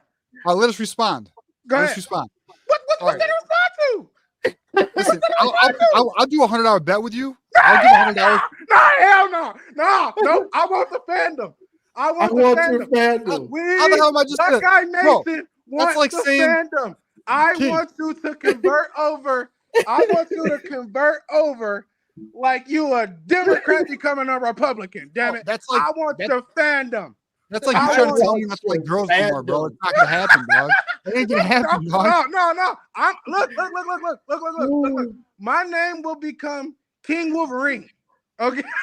Okay. That I'm putting everything on the line. I will even make a 5-minute video talking about how much I fucking hate Ohio State and how much I love Michigan.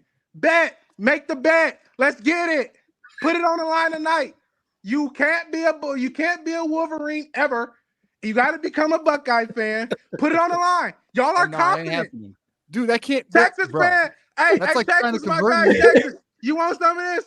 You want some of this? Females. That is not happening. What do we want some of this action? You want some of this too, Texas? You want some of this? Come and get some too. You got to become a Buckeye fan. If Alex Orji has a better year than Will Howard, and if Michigan wins in Columbus, you want your fandom on the line too? I have to become an Ohio State fan? Yes, you got to become an Ohio State fan. Y'all are confident. What's the problem? What's the problem? Hey, we should do a real bet though. I'm down to do let's do a $100 bet.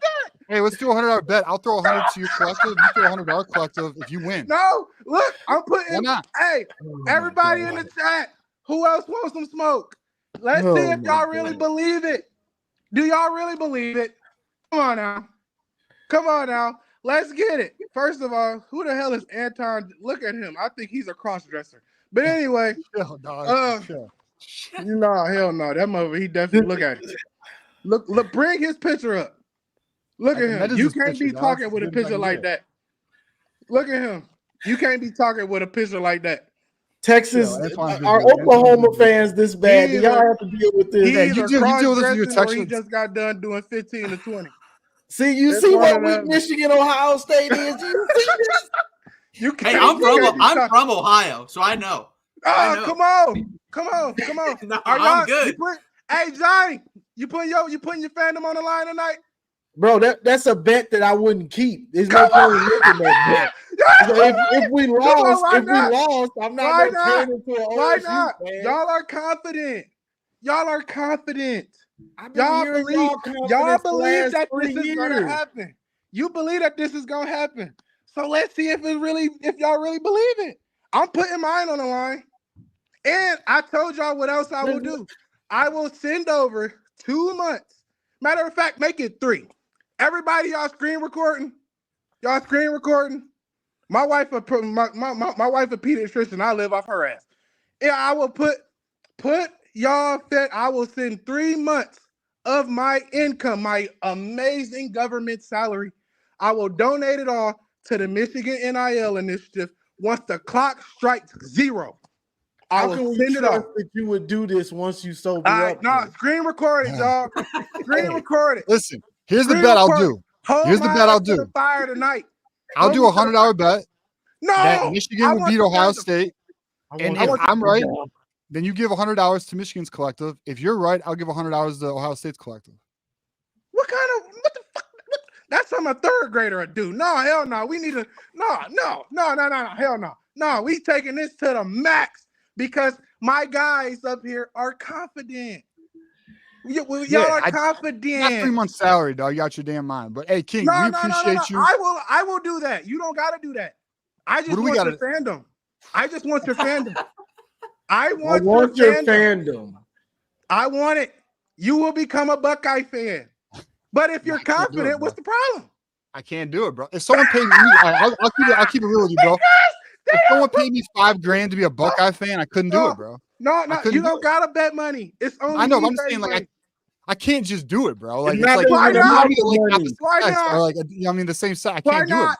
What about Why you getting not? Buckeye That shaved way, into your man. head? A Buckeye What? shaved in your head. Yes. Yeah. No. Because look, I'm confident. I would do When you're that. confident, you do some crazy shit. Okay. Okay. That's This makes me a liquid. little That's crazy. liquid courage, But my I'm brother. confident.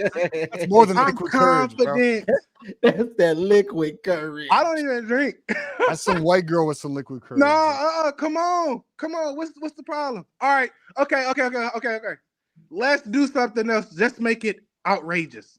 Just make it ridiculous. Oh, we can make it Because real. I want y'all to stand on the fact that y'all really believe that Alex Orji is going to have a better year than Will Howard. How about a tattoo And that bag? Michigan's going to walk into Columbus and win again. Let's make it outrageous. Go ahead, name it. Not no damn $100. What the hell? What the fuck? What is outrageous? I mean, you've already said some outrageous shit. I don't know. Okay, like, I know, and you don't want no smoke with that. And I understand why, because you don't believe it's really going to happen. Because I know if it did happen, because here's the deal. I know if it did happen, I couldn't do it, dog. Like, there's no way I'm not going to be a Michigan fan. Right, okay. It's in my blood, so bro. name something else that you can do, but I want your matter of fact, give me your fandom until Michigan wins again. How about this? I'll make a deal with you. Let's make a deal. Let's make a deal. I'll wear Ohio State jersey on the show for a week. No, hell no, a year. What? A year. A year? Yes. Dog. Yes. And listen. Everything that I said stands. I will donate 3 months of my salary. Okay. I will donate 3 months of my salary.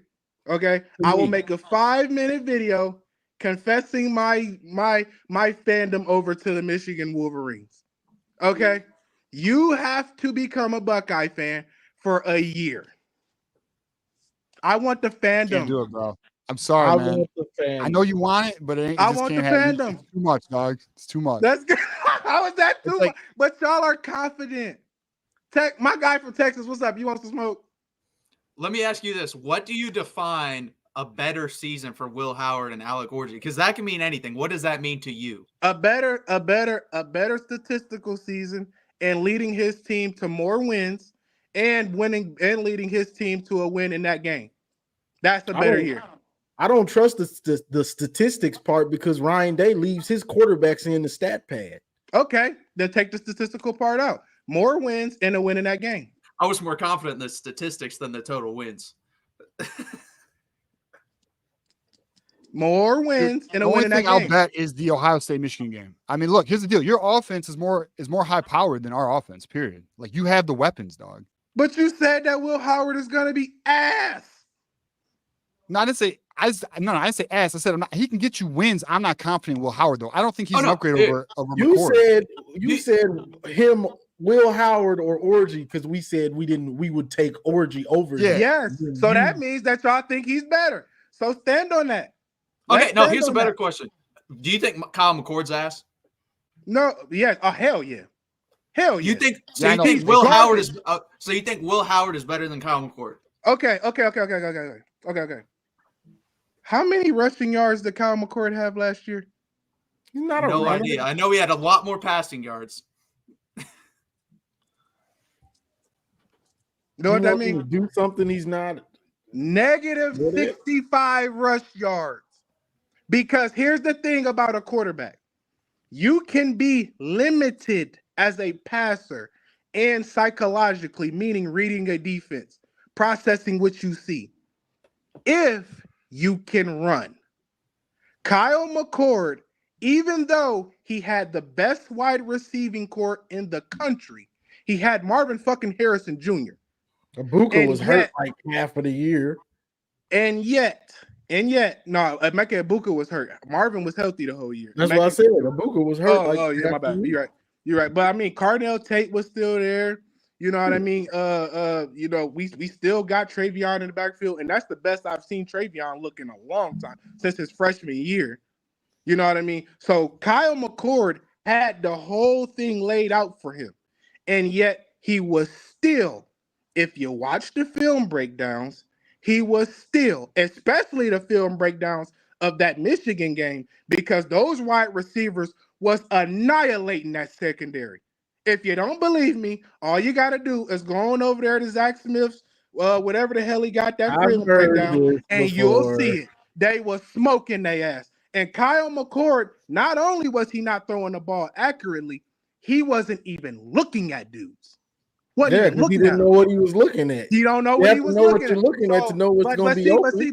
But see, you can hold that, you can wear that as a badge of honor, but in reality, he did that the whole year. That was the whole year. Well, that wasn't we just did the same thing to Michael Penix. We did the same thing. He did that. He was doing that against Western Kentucky, bro. Michigan made every quarterback look like Kyle McCord. Okay. So Western Kentucky made Kyle McCord look like what Kyle McCord looked like the whole year. He did that the whole year, bro. He did that. He did it the whole year. And we made Michael Penix look like Kyle McCord. And we made single Jalen Milroe look like Kyle McCord. So if y'all are gonna sit here and look like really say, get in line. Drew Adler is horrible. Come on now. We made all of them dudes look horrible. Everybody we played. You made Kyle McCord look like Kyle McCord. That's your fault, not ours. So what are you saying? No. I will say it's our fault. Y'all started because we had the right of first refusal on a guy by the name of JJ McCarthy. I'll say it's our fault because of that. We had the right of first refusal. Yeah. I'll say it's our fault because of that. But when you talk about in between the lines, if you look at what he was the whole year against everybody, he looked exactly the same way, even when he played y'all. That's everybody. So if y'all want to sit up here and say, look, I gave Kyle McCord grace because I said you can be limited that way because Jalen Milroe was limited that way. But what made up with him over the course of the season was the fact that if you made a mistake and you gave him a lane, he was gone. That was never that for Kyle.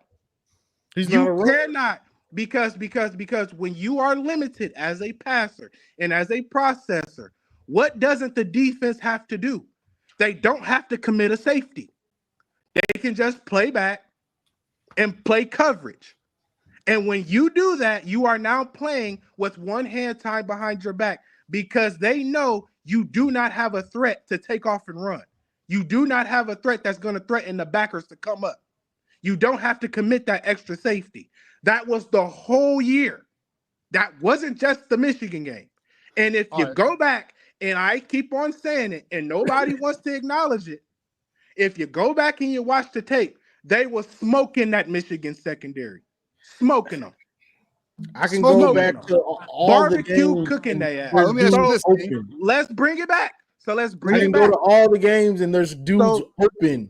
So let's bring it back. The quarterback doesn't realize it. Right. Know what he's looking at. Exactly. So and I agree. So the question is, can Will Howard pick apart that defense?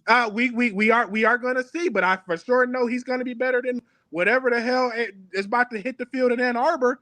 So I'm confident about it. So now let's see if you are confident about it. Let me ask you this, King. Let me ask you this.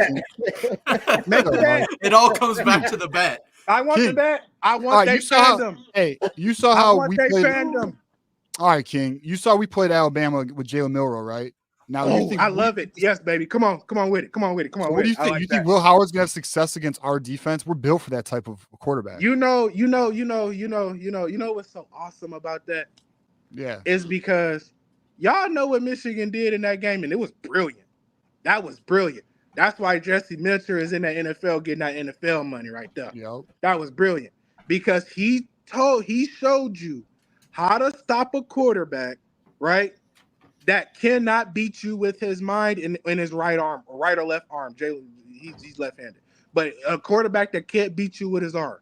If he can't outthink you and he can't beat you with that arm, you know what you do? You cut on that Michigan game versus Alabama, and you will see what you do. You blitz him. But see, the problem here is that even now, Alabama didn't have an Ohio State receiving core behind him. He ain't had that. We do. We got our shit. We got that. So I do believe that Will Howard is going to do that. Now, do you believe that Alex Orji is going to do that? Which just brings us right back to the point. Are we making this bet? No, we're not. Hey, King, appreciate you, bro. Appreciate you being on. We got callers, dog. I do appreciate you calling in, dog. Hey, don't be a stranger, bro. Yeah, you win. All right, dog. Good luck. All right, dog. Peace out. Fucking King, dog. Hey, King's all right. He's all right. He's a little wild though, but he's all right. All right. Let me get to some of these super chats. Those are some extreme bets. Like that's like you in the like. You want to chop off your left hand now, TJ. Chop it off now. Yeah. You got to cut your hand off, and it ain't happening, bro. All right. Let me hit some of these super chats. Hey, Matt, thanks for being on, bro. We got some other callers here. I want to get to them. Yeah, no problem. Really appreciate you being on here. I'm sure, obviously we had some good dialogue. We'll have you back on, bro. So, and never be a stranger to call either. It's always a good time. All right, buddy. No, I'll see you guys in what, 3 weeks, 4 weeks? Or sooner, bro. Hey, we'll figure it out, man. Yeah. Okay. All right, Matt. Peace out, bro. All right, let me hit these super chats because they backloaded pretty heavy here. Johnny, what do you think about King, huh? He's funny. He's funny. Well, he's wild, dog. Hey, them Buckeyes, bro. Them Buckeyes are something. All right, Justin. Michigan defense destroyed a Joe Moore offensive line last year. Do you think Ewers? Oh, damn, this is probably for Matt. Or yeah, my bad, man. Do you think Ewers gets hit hard by Grant or Graham? Will he stay healthy because he's injury prone? Damn it. Sorry, Justin. I got Matt off. But you know what? I think it's a fair question. Ewers has had an injury history. Listen, our boys are going to be coming, bro. Like straight up, the defense is going to be attacking that quarterback, Wink Martindale. That's his style. So it is what it is. I think Quinn Ewers could end up like Michael Penix, looking like what just happened. Exactly. Especially no run game now, and like as Matt said, they don't have anyone to block. Exactly. Right. So that's a problem with a Wink Martindale defense. So we'll see what that happens. Moose, Matt. Oh shit, my bad, Moose. I should have read these before I let Matt go. Matt, without your two running backs, do you honestly think you still have a chance? Ewers will have a lot of pressure. Our secondary is also very good at pass. He did hit on this, Moose. He said his concern is the pass blocking by the running backs. He says outside of that, he doesn't have any different feelings for the game. But if that becomes an issue, he does feel like it tilts in our favor. Blue Wolverine looking out again. We are currently at $165. We are 35 away from another hour. So we get 35 more dollars, either super chat, super sticker, or membership. We are going for another hour. We are not stopping. We got more callers on the line, bros on the line. Then there's a Jordan on the line. There's actually two Jordans on the line. So we'll get to both you guys. We also have Jackson Johnson waiting in the wings. We will work our way to each caller. Thank you, Blue Wolverine. Shout out to Son Micah again. Justin, we truly believe it. Of course we believe it. I mean, look, I think Alex Orji, I think Ohio State's offense is built to be more productive, which is why statistically, I think Alex Orji may have a better year, or not Alex, I'm sorry, Will Howard may have a better year in terms of passing. We should have bet him, but he wasn't trying to have a real bet, was who would have more rushing yards, Alex Orji or Will Howard. That would have been interesting. And then I was willing to bet. I would have put $100 down with I'm King. not betting my fandom. Yeah, that's some wild shit. Justin here with the $2 super chat. We don't want any bandwaggers. Demetrius Wilcliffe. Horrible bet. Ohio pass every play while we run 100 times in a rough. Exactly. Yeah, I agree. That's why I was willing to bet the Ohio State Michigan game. Like, I think we can win, and I think we can win in Columbus. I do. I think we can win 4 straight. I really am encouraged with the stuff coming out of camp. And I've said this: if we can get above average quarterback play, we can make a deep playoff run. I don't give a shit. And Ohio State does not. They just don't. Like, I'm not scared of Will Howard. I think they're talented. Don't get me wrong. Like, we're talking about playoff teams. We're talking about national championship contenders. Like, of course, these are good teams, right? Like Texas, that's another good team we're going to be playing against week 2. But like, I think we can win. I think we can win week 2. I think we can win against Columbus. Oregon, to be honest with you, that's the team that kind of I'm a little more, I got a little more discomfort with. Like, don't get me wrong, Ohio State's good. I do respect that, but like at the end of the day, we can win. Another $5 super chat. You guys have been coming through. Apologies for not getting to these sooner, but as you guys know, King was on one. Yeah. So Justin goes, I bet an OSU fan. Mello last year, and your OSU people don't stand on your word. You saying they're they're botching their bets. They're not men of their worth. I mean, they're Ohio State fans. You know how that is, bro. We know how that goes. Aaron Spencer with a $2 super sticker. Shout out to Aaron Spencer again. Thank you. I know you contributed earlier in the show. We appreciate that. Keith Rebar, captain of the Jack Tuttle fan club. He says he's going to check us out on replay later. Shout out, Keith. You need to call in, bro. Where you been? It's been like 2 weeks. Hunting for history. Alex Orgy is about to show his big time against Texas real soon. Hey, on some real shit though, Johnny. What if Alex Orgy like shows out, like just literally has like a nice 140 yards on the ground, a good 220 in the air, like, and we beat Texas by like, I don't know, 14, bro. I mean, how epic would that be in the big house? Could you imagine we do a post-game call-in show, bro? That would be off. That'd be off the chain, dude. You're gonna be seeing Buckeyes getting a shiver down their spine.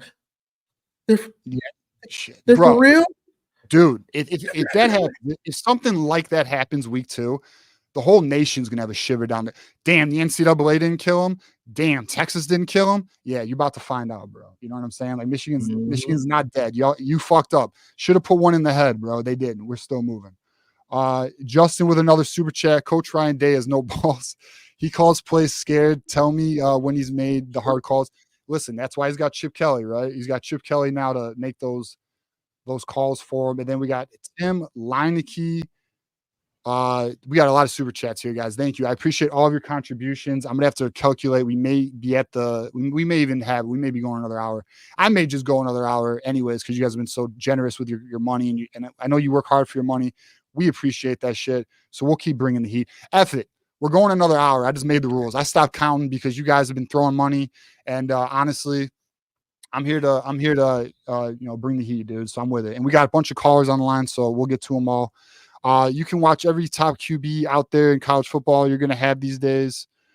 A video of QBs missing guys that were wide open happens all the time. I mean, it happens, but as long as it's not consistent, then it's not a problem. You know what I mean? Like, I don't know. Like, typically, I didn't see Joe. I mean, Joe Burrow is a terrible example because like he's obviously one of the best to ever do it in college football. But like, typically, you shouldn't be. I mean, you really. Even average quarterbacks should not be missing wide open guys. Like that should not, as long as it's not consistent. Will it happen? Will you misfire? Will you be under pressure? It can happen, but if it's consistent, then you don't have a quarterback. Moose with a $5 super sticker. Shout out Moose, appreciate you. $5 super sticker. That is all of them. I am going to. You're good, bro. What is up, bro? I don't know what that wild shit was. Some nasty shit, dude. Ohio What's State going on? It's nice to see y'all. What's good, man? How you guys doing today? Hey, we're living, right, bro. Doing better. I was doing better, like I don't know, 2 minutes ago. I don't know what that was. I have no idea what that was. Bro, that was some dumb shit, bro. And that was a female, dog. When she popped in here, she was a female. I don't know what the fuck that was. Was that an asshole? Because I caught it late. Like I switched hands. You know what, bro? I'm gonna act like it didn't happen. That's what I'm gonna act like. That did not happen, bro. What? Okay. This shit was crazy. Yeah. See, that's what this rivalry has done to these Ohio State fans, bro. They're doing some wild shit like that. You know what I mean? I try to keep the peace, but I don't know what they be doing. I don't know what people be doing nowadays. Are you an Ohio State fan? No. Okay. No. Oh, my man. All right, my man. Just making sure. Yeah. All right. My man Johnny knows me from a couple sports podcasts, but I just wanted to actually show my face so I can see some of y'all and some of y'all can see me and everything. So I just came to BS for a little bit. I'm not going to be too long. So whoever's behind me. Oh, you good, bro. You're good. You're good. Yeah, you're good. But yeah, I'm just excited for the season. I'm going to the first game. Oh, hell yeah. The Texas game, that's too expensive. So I'm not going to be going for that. But bread. And I'm cool on that. But I'm super excited because I was listening to you. And, first and foremost, I'm not worried at all about the defense. I'm not worried at all about special teams. Yeah. I'm not worried at all about the tailbacks. I'm actually in the camp of I'm not going to say I'm a bigger fan, but I love Khalil Mulling's game. And I've been saying over the summer that I really do think he got a chance. Like, depending on how much we give that man the ball, he got a chance to lead our team in rushing. He's that good.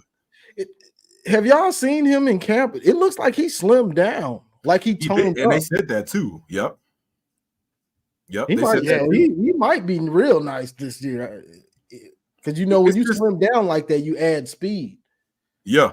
And I mean, he's still he's still going to be what, at least 230. You would assume he's probably what, 6'2", 230. He's still got that linebacker build. He's still got that linebacker mentality. And it's the same thing with Samer still. You play on one side of the ball, you bring all that knowledge to the other side of the ball. I think he might have the same impact. I really do. I think Khalil Mullins is legit. Like, he looked like he was really finding his game last year. I think we're going to see him. I think we're really going to see a nice 1A, 1B. I do think it's going to be Donovan Edwards' year. You know, I think. Oh, I agree. Michigan, you know, I think because he sat behind Blake Corum and, you know, kind of let Blake Corum shine last year. I think this year's going to be Donovan Edwards' year. I bet you, I don't have any intel on this, or this is all speculation, but I feel like the coaching staff has told Donovan, we're going to let you, you know, it's going to be your year, bro. Like, you're going to run this shit. So, but yeah, Khalil Mullins, I think is going to be a nice change of pace. And like, he's got some speed. He's got some quickness. He's not just a power back. He's not. Right. Like, in my opinion, like his vision is so underrated too. That's why I love him. Yeah. I'm a big fan of Khalil Mullins, bro. Big fan of Khalil Mullins. Vision and patience was better than Donovan's last year. And and that's my point as to kind of why I'm like, because I agree with everything you're saying too, because I do think it'll be Donovan's year, just as far as him growing mentally, as far as, you know, him being in a good space, you know, according to him. I don't think we should try to fit a square peg in a round hole, right? If there's some things he can't do, I don't think they'll force it. I think they kind of learned from last year. But I do agree with you. I think it's going to be super hard to keep Khalil off the field, but at the same time, it's going to be hard to, you know, it's going to be hard to not take Donovan out the game, because, I mean, he could do so much out the backfield, let alone if Orji is who we want him to be, you got a tailback who, that's obviously an RPO threat, but then you could split him out and stay in the same formation. You know what I mean? So it's just, I really am. You saw last year they would split Donovan out wide and then still hand it to Blake sometimes just as a decoy, you know. So I think you will see Donovan Edwards get split out wide, and I do think Khalil Mullins will. If he's not, you know, getting the rock, then he's definitely being, you know, pass pro. So I mean, like, that's what I mean though. Like, we have a lot of versatile weapons. Like, you know, like there's been some rumors out of camp that Colson Loveland's playing the X position. So if you have Colson Loveland playing the X, you put Donovan Edwards in the slot, Khalil Mullins in the backfield, Marvin Klein at the tight end position. I mean, there's a lot of weapons. Like, there really is a lot of weapons on this team, man. And if Alex Orji can be that guy, which, you know, we've talked about all show, it's sounding really promising out of camp, we should be pretty damn deadly. I mean, that's another thing too. Like, do they expand the playbook? What type of playbook are we going to see with an Alex Orji versus a JJ McCarthy? Because it's not going to be identical. Like, are we going to be a power run game? Of course. But there's going to be some new tweaks to this, especially now that you got Kirk Campbell and Sharon Moore, like, running it. Like, this isn't a Jim Harbaugh-led team anymore. This is Sharon Moore's, you know, this is going to be Sharon Moore's game now. You know what I mean? So, you know, it's his era now. So I'm interested as hell to see how that goes.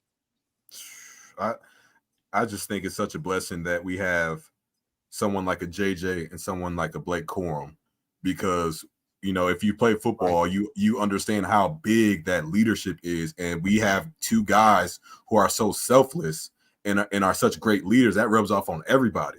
So to your point, for example, about Donovan, you know, that's one reason why I think he's going to have such a good year, is because of he learned from someone like Blake. And then when you look at the QB position, I'm honestly okay with either Orji or Warren. I think Warren has a good understanding of the offense, and obviously he can throw the ball. Same thing with Orji. I do agree with you as far as the offensive playbook. I don't think it'll be the same, for example, with Orji, but at the same time, I don't think that they'll dumb it down as much as we think, because at the end of the day, they didn't go out and get a transfer quarterback. So to some degree, they believe in him, right? Not saying he's going to run the same shit that JJ did, but they say they all the quarterbacks, they've all been in it in 3 years or longer. So they say all of them have it down pat. It's just executing it right. Yep. Look, man, I mean, really though, they're all in on whoever the quarterback is. I mean, I think we all think it's Orji. It's looking to be Orji, you know, as it is. I mean, Sharon Moore, for those who aren't, you know, wasn't following up on Sharon Moore's press conference this week, he said they're not going to decide a quarter. It may be a week before the game. It may be a day before the game. It may be right before the game, which against Fresno State, he was referring to. And, like, in my opinion, don't announce it. F it. No one needs to know. Texas, I don't think they will. Know. Yeah, no one needs to know nothing. I mean, obviously us as fans were like, damn, I want to know. But I mean, I think we all kind of know where it's heading right now. I mean, I think, and also we'll know in the next 2 weeks, whatever camp intel comes out. But look, they're all in. They didn't get a transfer quarterback. His first year is going to be on the shoulders of either Alex Orji or Davis Warren, dark horse Jack Tuttle. So, I mean, we'll see, man. I mean, they obviously have enough confidence in them to literally put their careers on the line. I mean, they're not going to lose their job after 1 year, but look, seats get hot quickly in college football, so they're putting enough trust in Alex, and that should tell you their confidence in the quarterback situation. They're putting enough trust in Alex Orji and Davis Warren to where they're literally willing to put everything on the line with it. And that's where it is right now. Yep, I agree. And real quick, I'll let you guys go after this because I got some stuff I got to do. I just got back from the gym, but you good, man? I think when so me and Johnny be kind of going like we see like how, for example, like in other chats, how people view Michigan, and sometimes I think it's hard for them to take the fan blinders off. For example, you look at our offensive line; it's a whole different ball game if we have freshmen and sophomores with this schedule versus. Right. Fourth year seniors, fifth year seniors. And then to your point about, for example, Colston Loveland, you split that man outside, you obviously got to give him attention. But then what are you going to do with Edwards in the backfield, Samaj Morgan in the slot, Tyler Morris on the other side? Yeah, these guys aren't that tall, but you don't need that when you have a Loveland or a Marlon Klein, depending on how much we get from him. You don't need that. Right. There's weapons everywhere. Weapons everywhere. Oh my gosh, Samaj Morgan really is or a linebacker. Right. There really is. That's the thing. Like, are we a complete offense in terms of do we have a true X wide receiver? Fred Morris probably going to be playing the X position at 6'1". No. But do we have weapons? Do we have mismatches?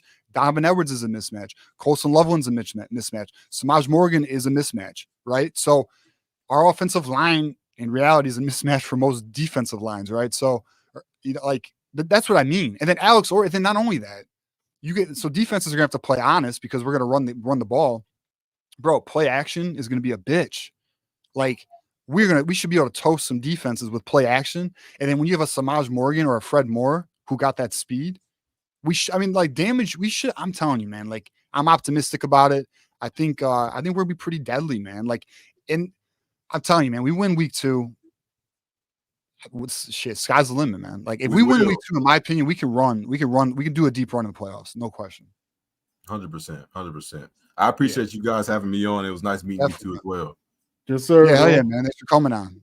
Sorry about what happened before you got on here, but make sure. Hey, I don't know. Like I said, I switched tabs and I seen that. I was like, what the fuck? Yeah, I don't know. I don't know, bro. But all right, my guy. Hey, don't be a stranger, all right? Hell yeah. You guys be safe. All right, go blue. Here, hold on, my bad. Let me give a shout out to Dave's here. Gifted 1 membership to the Voice of College Football to somebody within the community. We appreciate that. Justin with another super chat. We have secret weapons behind the scenes. We really do have secret weapons behind the scenes. Yeah, I was gonna say something, but I'll chill on it. Especially something I'm kind of hearing, but we'll wait because I don't even know if they want that out in public. Moose with a $2 super sticker. We are already just shout out to Moose. Thank you, man. We appreciate everyone's financial contributions. We are definitely going to go another hour. It's up to Johnny if he's able to do that. If not, I will definitely be going another hour. I understand it's a late night. So it's all good. And it's all so actually, I know who I'm going to bring up here. Someone I can trust. Jackson Johnson, Alabama fan. What is up, bro?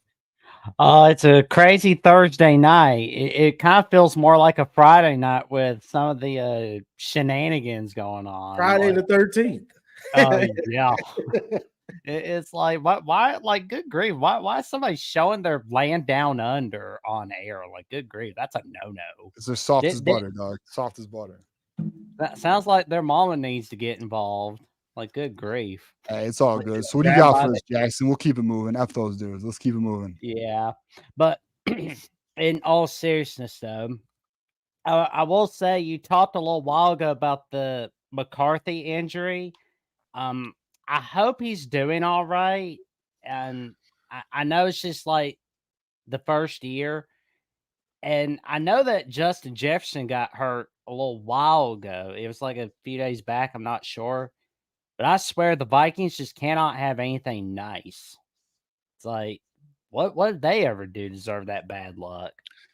Well, I mean, shit, man. I'll be real with you, bro. So we're obviously a bunch of Michigan fans. I'm sure a large contingent are also Lions fans. So we feel for JJ. I mean, there's no doubt about that. But I don't think we're too sympathetic about the Vikings and their bad luck. I mean, but I'll say this: like, that injury sucks though, because when I first saw the I was like, oh, that's gonna be some minor, like something minor, because a lot of meniscus injuries these days, you can come back in like 3-4 weeks.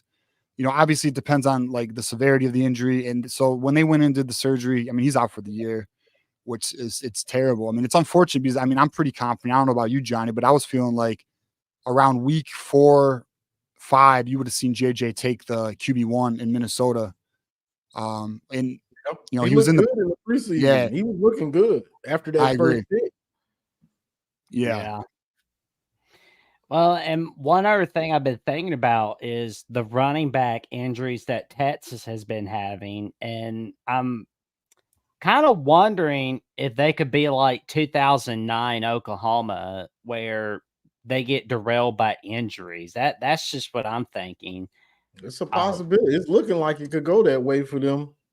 Because it just feels like for Texas to win against Michigan, Quinn Ewers is basically going to have to throw 535 yards against the Michigan defense. Yeah, he's going to have to shred us for them to be successful. Yeah, because I mean, earlier, like before all these injuries, I felt like it's a Texas win. Now it's leaning, for me, it leans towards, I would say, 62% Michigan. Yeah, so you're favoring Michigan in the Texas-Michigan matchup, Jackson? For right now, after those running back injuries for Texas, yes. Right. Okay. So all right, let me ask you this about, you're an Alabama fan. So what do you think about Texas joining the SEC? Do you think Alabama is going to beat Texas, or do you think Texas is gonna... I think it's a toss-up, but I think with Texas joining the SEC, there's two things I'm really glad about. The Texas-Arkansas rivalry being back, and the Texas A&M rivalry coming back in all of college football. Those are two of the most notable things I can really think of with Texas joining the SEC. Yeah, I think so. I think it'll be interesting. But all right, so let me ask you this, Jackson. You are an outsider. Yeah. When you think of this year between Ohio State and Michigan, what are your thoughts? Who do you think is going to win the game at the end of the year? Who do you think is going to win the Big Ten? Oh, that's a good question. Like for right now, I've leaned towards the Buckeyes winning the Big Ten in a rematch against Oregon. I think for now, Ohio State wins against Michigan. I think we're going to see the beginning of a 10-year war between Ryan Day and Sharon Moore. We're seeing like a Hollywood reboot. Ryan Day is not going to last 10 years, bro. He may very well get his ass fired after this November. That very well may happen. His seat's hot as hell. I just want to see Michigan, Ohio State getting at one another on the field again. Like, because it's just, I'm a sucker for that. I'm just wanting to see a 10-year war reboot really badly. I just kind of do. Yeah, I'd like to see a 10-year run by Michigan, to be honest with you. Yeah. Yeah, Ohio State has to win this one, or if they don't win this one with all this talent they done bought, Ryan Day's probably out of there. At least, and that's what Zach Smith's been saying. He's connected. So I wonder if they would get Matt Campbell to get out of Iowa State. Because, I mean, if there's one job Matt Campbell would leave Iowa State for, I mean, I could see it be like Ohio State. I'm not sure. Do you think Chip Kelly would they fire Ryan Day and Chip Kelly takes his job? I doubt it. After that performance at UCLA, no. They say he doesn't like to recruit. Yeah, you don't want that from a head coach. You want a head coach that lives to recruit, that is wanting to get all the guys that are available to come to their roster. You don't want a guy that just has a pissy attitude about recruiting. You don't want that. Yeah, I loved what Chip Kelly did at Oregon. I hated what he did at UCLA. And honestly, the way UCLA handled that situation in the last few months of that era was disastrous. And it was just a disgrace. Like, whoever the school president is, They need to get everyone who is handling that Chip Kelly situation for the last month of the 2023 season to February of 2024 and just tell them, hey, you're all fired. We're getting some new people in. It was disastrous.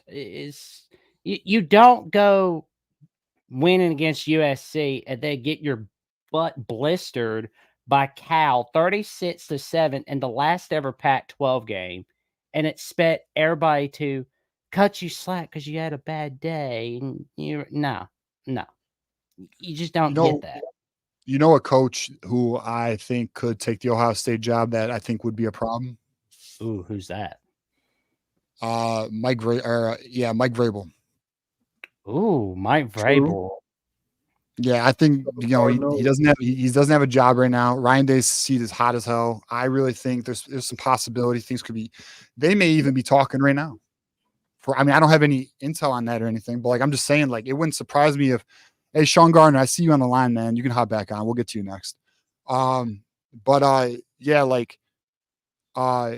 wouldn't be surprised if you see maybe the AD behind the scenes being like, hey, man, are you interested in Ohio State? And discussions going from there because he doesn't have a coaching job right now. And I think it'd be a natural, smooth transition for Justin saying Mike Vrabel doesn't want to be. I'm interested to get Sean's perspective on that when we get him on here next. But that's a name that, as a Michigan fan, that's a name that I'm like, oh, well, that'd be some shit. That would suck. But yeah, we'll see. We'll see how that one goes. It'll be interesting to see what happens because I'm just waiting to see if we can officially call Ryan Day John Cooper 2.0 because I kind of feel like he's in that direction. Hell yeah, he's in that direction. It's leaning towards it. He needs to finish it though. Get blown out again this year. I feel like coaches like Eric Parsegian wouldn't have lasted long in this era because of that horrendous record he had against USC. Like the 3 wins Notre Dame had against USC under him were 1965, 1966, and 1973. The 1965 win against USC was the only Notre Dame victory against USC that did not result in a Notre Dame national title. Jackson's the college football encyclopedia. He knows all the history. He knows, dude, his memory is insane. He'll know exact dates and everything. But all right, Jackson, before I get to Sean Gardner, you got any more questions or any more final thoughts before we move on to our next caller? That's about it. But all I can say is it's a wild Thursday night, and I'm wondering. I got one question. Like, did King come from the Sahara Desert? Because is that the new fashion they got? Because that hat he had on, I was like, it must be hot where he's at, bro. I don't know. King was I think he was sipping a little drink. His wife, liquid courage. His wife is paying the bills. He was getting a little loose, sipping on a Thursday night. So I ain't mad at King, probably don't be drinking and talking on a live stream. At least he ain't drinking and driving, bro. So it's all good. But all right, Jackson, we'll keep it moving, man. I appreciate you, bro. So we'll talk. All right, buddy. All right, y'all stay safe, stay cool, stay away from that heat. Yeah, tell that to King. All right, Johnny. We got another caller, Sean Gardner. He is a Buckeye, but believe it or not, he's a reasonable Buckeye. We've had a lot of good conversations with him. He's not gonna do anything wild. What is up, buddy? Yeah, you're not going to see any private parts exposed here. Yeah, we're not jumping. So, I want to thank you guys for getting me through the last couple hours while I was actually driving back from Ohio. So I'm glad we could do that, man. Nice. Hey, I have a bold proclamation for you that I don't think should be bold. Considered that bold when you consider all the factors. I think Ohio State's offensive line will be better than Michigan's this year. I mean, it should be on paper. Yeah. You think? Hold on. I just want to. So you think Ohio State's offensive line is going to be better than Michigan's offensive line? That's interesting. Yeah. I mean, I think it's. Well, I mean, one, just so much more experience. coming back. Every single starter, assuming with the right guard battle at Ohio State still being determined, you'll have every player on that O line with at least a season's worth of starting experience. Several with multiple. This was one of the better pass protecting units in the country last year.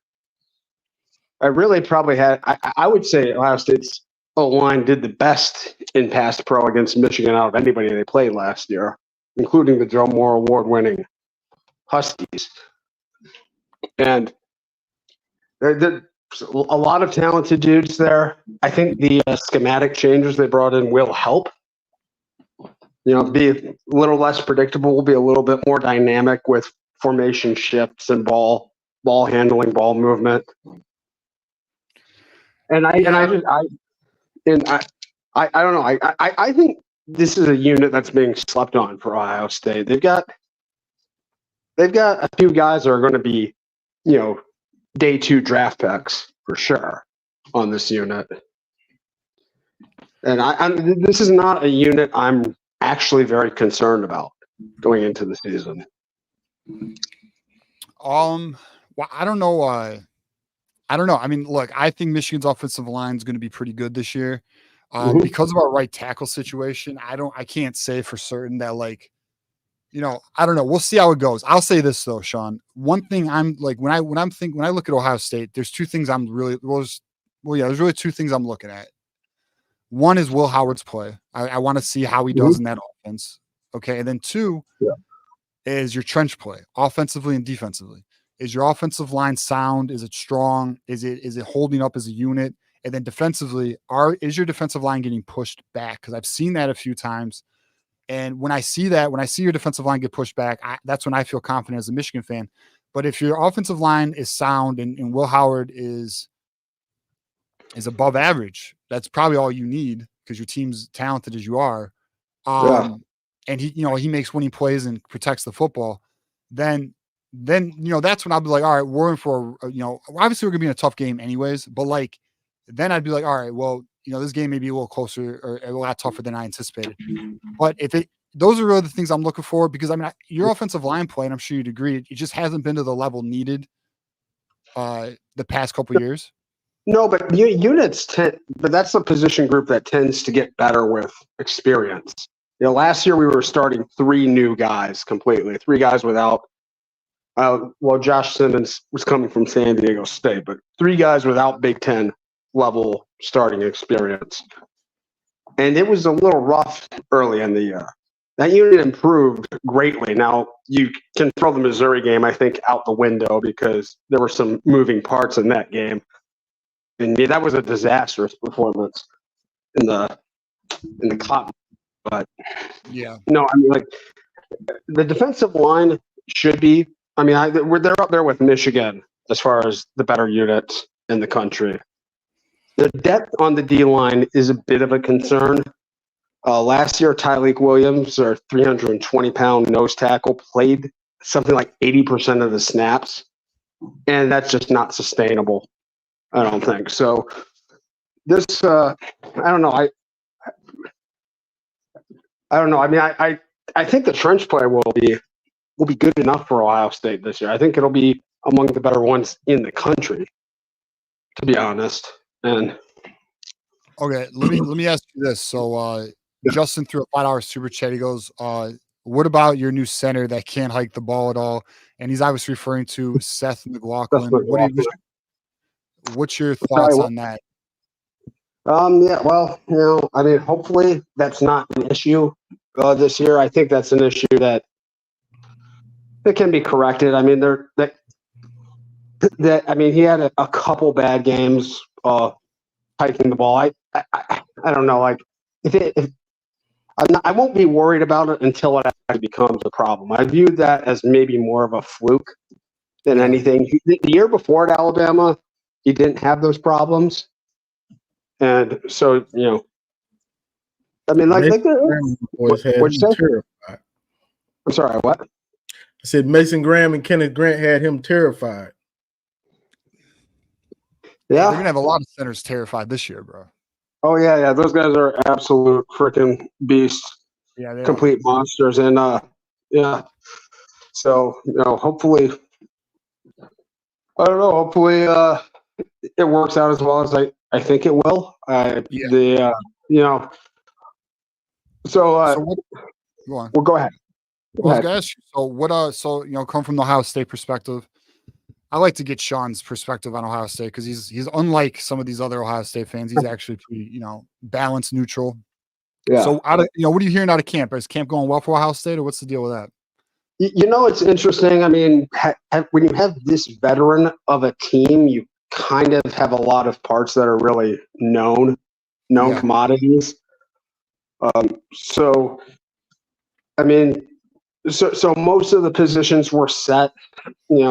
Obviously, you're hearing a lot of you always hear a lot of good stuff about the young guys. I mean, I don't think I've ever heard a coach come in and say, "Oh God, we're just terrible here." I mean, we can't do anything right. You get a lot of happy talk in camp, but from the reporters I've heard that I trust being at practice, Carnell Tate has really taken a step forward this year. He's going up against probably the best secondary in the country, if not one of the top two secondaries in going up against Hancock and Igbenogson every day. And the big position battle is linebacker spot between Sonny Styles and CJ Hicks, both former 5-stars, but haven't quite found a role at Ohio State just yet. Both extremely talented guys. I think Styles will probably be the week 1 starter, though. Hicks will play. They'll rotate them in. Let me ask you this, Sean. What do you think your biggest weakness is? Okay. Our tight end unit is absolutely mediocre. I don't think we can expect much out of that group. Hopefully, G. Scott is kind of the guy. He's okay at everything and every aspect of it, but he's been a disappointment so far, given his hype coming out. I do worry a little bit about our D-line depth. Like I said, our front unit played so many snaps last year, and you'd like to see them rotate, get more guys in there. That's what he said. Jim Knowles said he's going to try to rotate more this year. Yeah. I mean, you got to. You have to. I mean, like you guys watched that Michigan game, that fourth quarter. I mean, there's like a couple of 13 play drives where you just ate the clock.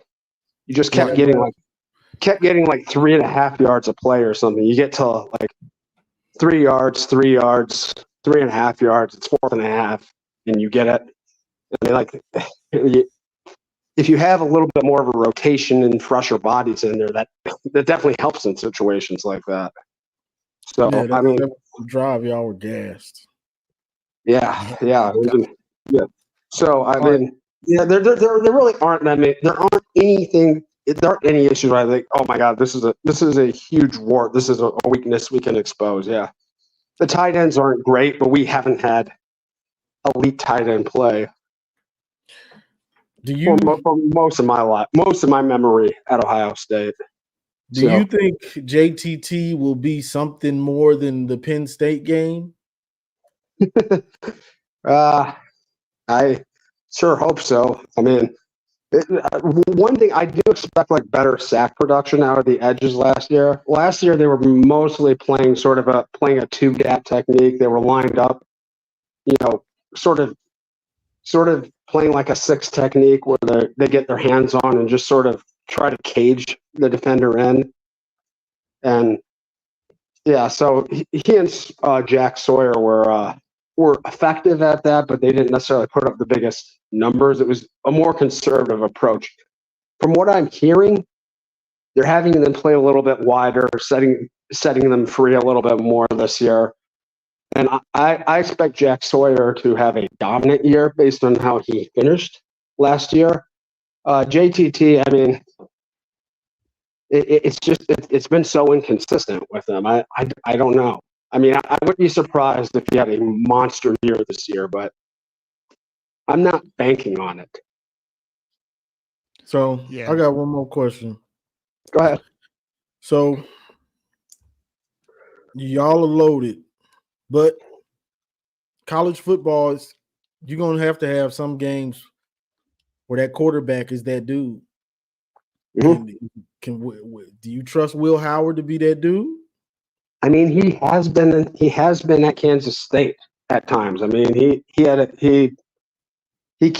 a monster Big 12 championship game down the stretch, converted some third down. Brought Matt Miller will remember this. He brought Kansas State down from 17 to force an overtime last year in the fourth quarter against Texas. One thing I'm not concerned about with Will Howard is his mental toughness. I mean, that guy's got BDE all day long. He had Ohio State now. You in the Big 10, 100,000 now. You in the big times. He plays bad. All these Buckeyes in the chat, and y'all gonna be on his head heavy. I trust him.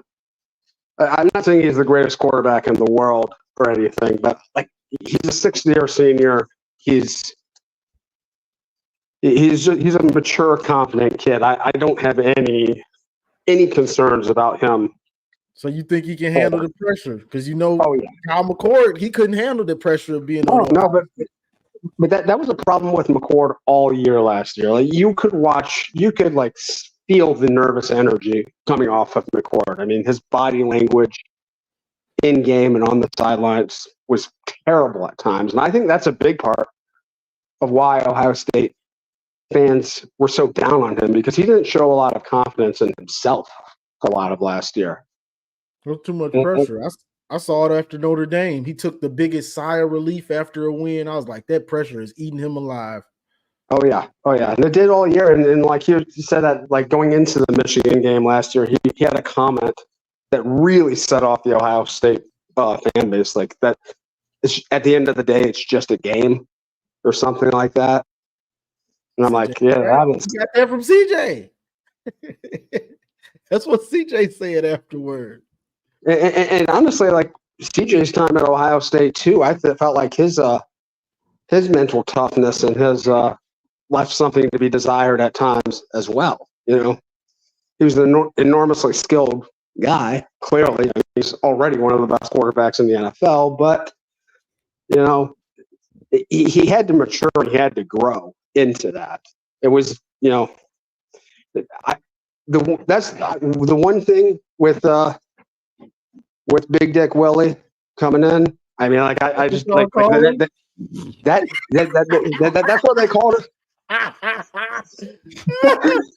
I mean, like this guy's a sixth-year senior, and he's been through the ups and downs. He had a really rough start to his career at Kansas State, and he rebounded and has had a really nice couple of seasons. I think he's ready for this moment. I think he's going to be somewhat similar to a JT Barrett. Like JT was just that dog. He also was not necessarily an elite, highly skilled QB, but when things got tough, he was the guy the team they looked to, and I think we have that in Will Howard this year. I really do. Yeah, for sure. All right, all right, Sean. Let me hit these super chats, and then we'll take one more comment from you before we get to our guy Antoine. Okay. All right, Antoine King, who will be up next. Michigan broke OSU. Shout out to Antoine for the $2 super chat. And then we got Justin again. He did it all year long. Thank you, Justin, for the $2 super chat. Is he referring to McLaughlin and his snapping issues? I believe he is, but I can't. I'm not 100% sure. Justin, if you want to confirm in the comments. Yeah. So all right, what else you in terms of what question you got for us or last comments? All right. Just one last thing. What's outside of right tackle? What's the biggest position battle going on right now in camp? See, it's interesting is that it seems to be being settled early. I would have said cornerback too, but Jair Hill appeared to have won it. That's what I was thinking. And Amir Hall is looking in, but the thing is, though, they feel good about Amir Hall too. They feel like they have 3 starting corners right now. So I would say maybe wide receiver X with Amarion Walker, Fred Moore, but I do know they're putting Colson Levitt at the X position too. So probably wide receiver X or safety opposite of Makari Page, although Quentin Johnson seems to be his spot. So I would say maybe safety opposite of Makari Page, and then maybe wide receiver X. I mean, but the thing is that's interesting, Sean, and this is I don't recall this, Johnny. You can let me know. Things seem to be settling kind of early out of camp, which typically these battles go longer. I don't know. Guys are just rising to the occasion right now. So I don't know. I mean, I would say safety in the X position at wide receiver. Yeah, that's usually a good thing because usually if battles drag on too long, it's probably like nobody's really impressed that much. So right, like our right tackle position right now. And one last thing, like any of these corners, do you think any of them have like the skill set to move to nickel? Any of the other guys that were in competition at CB2, or is that pretty much Zeke Berry's spot? So it is Zeke's, and it's not Zeke's because because nobody's earned it. It's Zeke's because Zeke is going to be a name, Sean. I recommend. I mean, you'll know. I mean, Zeke Berry is going to be a name that people will know. Out of Ann Arbor, they feel like he's going to be an all Big Ten type player. They think he's going to really take a big step this year. And then behind Zeke Berry, there's Jaden McBurrows, who word out Ann Arbor is also that Jaden McBurrows is playing pretty well. Like there was some concern about the depth heading into this season, but the reports out of Ann Arbor is that there is more depth than they anticipated. Guys have really stepped up. People have really added good weight. I'm as a Michigan fan, like I'm really intrigued to see like how does it translate to the field? Because this is probably one of the more positive. I don't know. I mean, last year's training camp was actually real positive. Obviously, we had a national championship goal or like focus last year. But this is one of the more positive off our fall camps that I can remember. Now, is it because it's a first year head coach? But I mean, it just seems to be genuine too. It doesn't seem to be.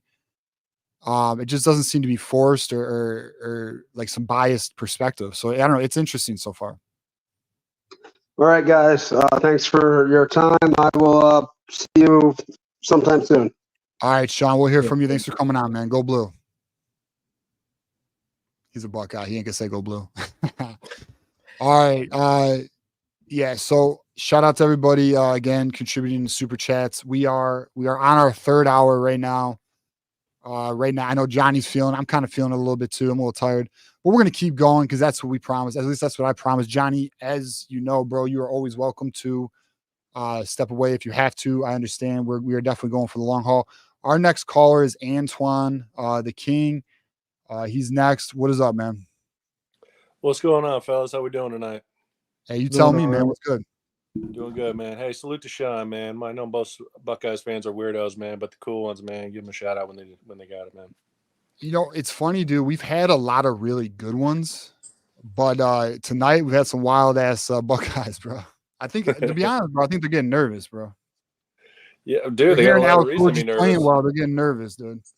Dude, for sure, man. I mean, how great is it? We win the national title. We have zero pressure. They haven't won jack shit in a decade, and they have all the pressure in the world on them. Yeah, dude. Really, though, Johnny, speak to that. What do you think about that? They got the false bravado. Like right now, Ohio State has that real false bravado. It's like a dude that used to get beat up, and then he works out a little bit. Now he thinks he's a dog, but he's still a punk, really. You know what I'm saying? So they got a bunch of false bravado. Like, oh, we got it all. But it's all on paper. You still have to line up and beat Michigan. You still have to out-execute Michigan. You still have to out-physical Michigan. Ryan Day still has to out-coach Sharon Moore. Those things have to be seen. And no matter how much you hype yourself up, you still got to play that game. And that's where it comes. Because they just think Michigan has nothing all of a sudden. It's not. That's not true. Yeah, it's one in the trenches, man. It's one in the trenches that we dominate there. Yep. That's the thing, man. Yeah, they can be like wide receiver U, quarterback U. Yeah, so was LSU last year, man. What did they win? They didn't even smith the playoffs, man. It was bad. Exactly. Yeah, and they talk about how great they are in the offseason at recruiting, offseason champions all the time. Well, guess what? You had some guys decide not to play in that bowl game, and where was your depth? Where were these highly ranked recruits? Where's this development you're seeing? Now, look, I'll be real. It is hard to win a bowl game when your starters sit out, but you recruit better than the only team that is on your level the last few years is Georgia. You know what I mean? Like Missouri shouldn't have played the way you should have been able to score on Missouri, dude. So it is what it is. I don't know. Ohio State, bro, we'll see this year. I mean, I'm excited. I cannot wait to see how Will Howard actually looks with that offense. And I think these Buckeyes are going to realize that he's not, and I've said this, he is not the savior they think he is. Like they think they have some upgrade over Kyle McCord. He's not. Like 58% career passer. Go on. My bad. 58% career passer. Right. Exactly. Okay. And then, so he had 60 last year.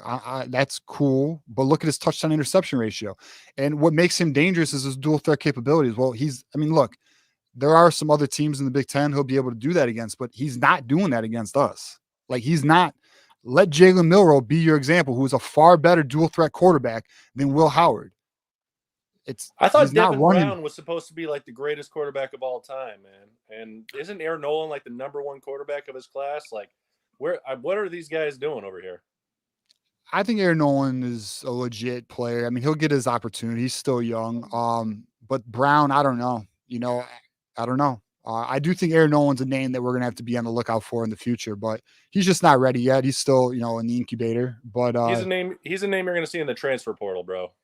Yeah, he's gonna be transferred. There's rumors. Well, actually, isn't it? Yeah, I'm sorry. Aaron Nolan is the one that. Yeah, Julian Sayin was the one I was actually speaking about. Julian Sayin's the one that we may need to know.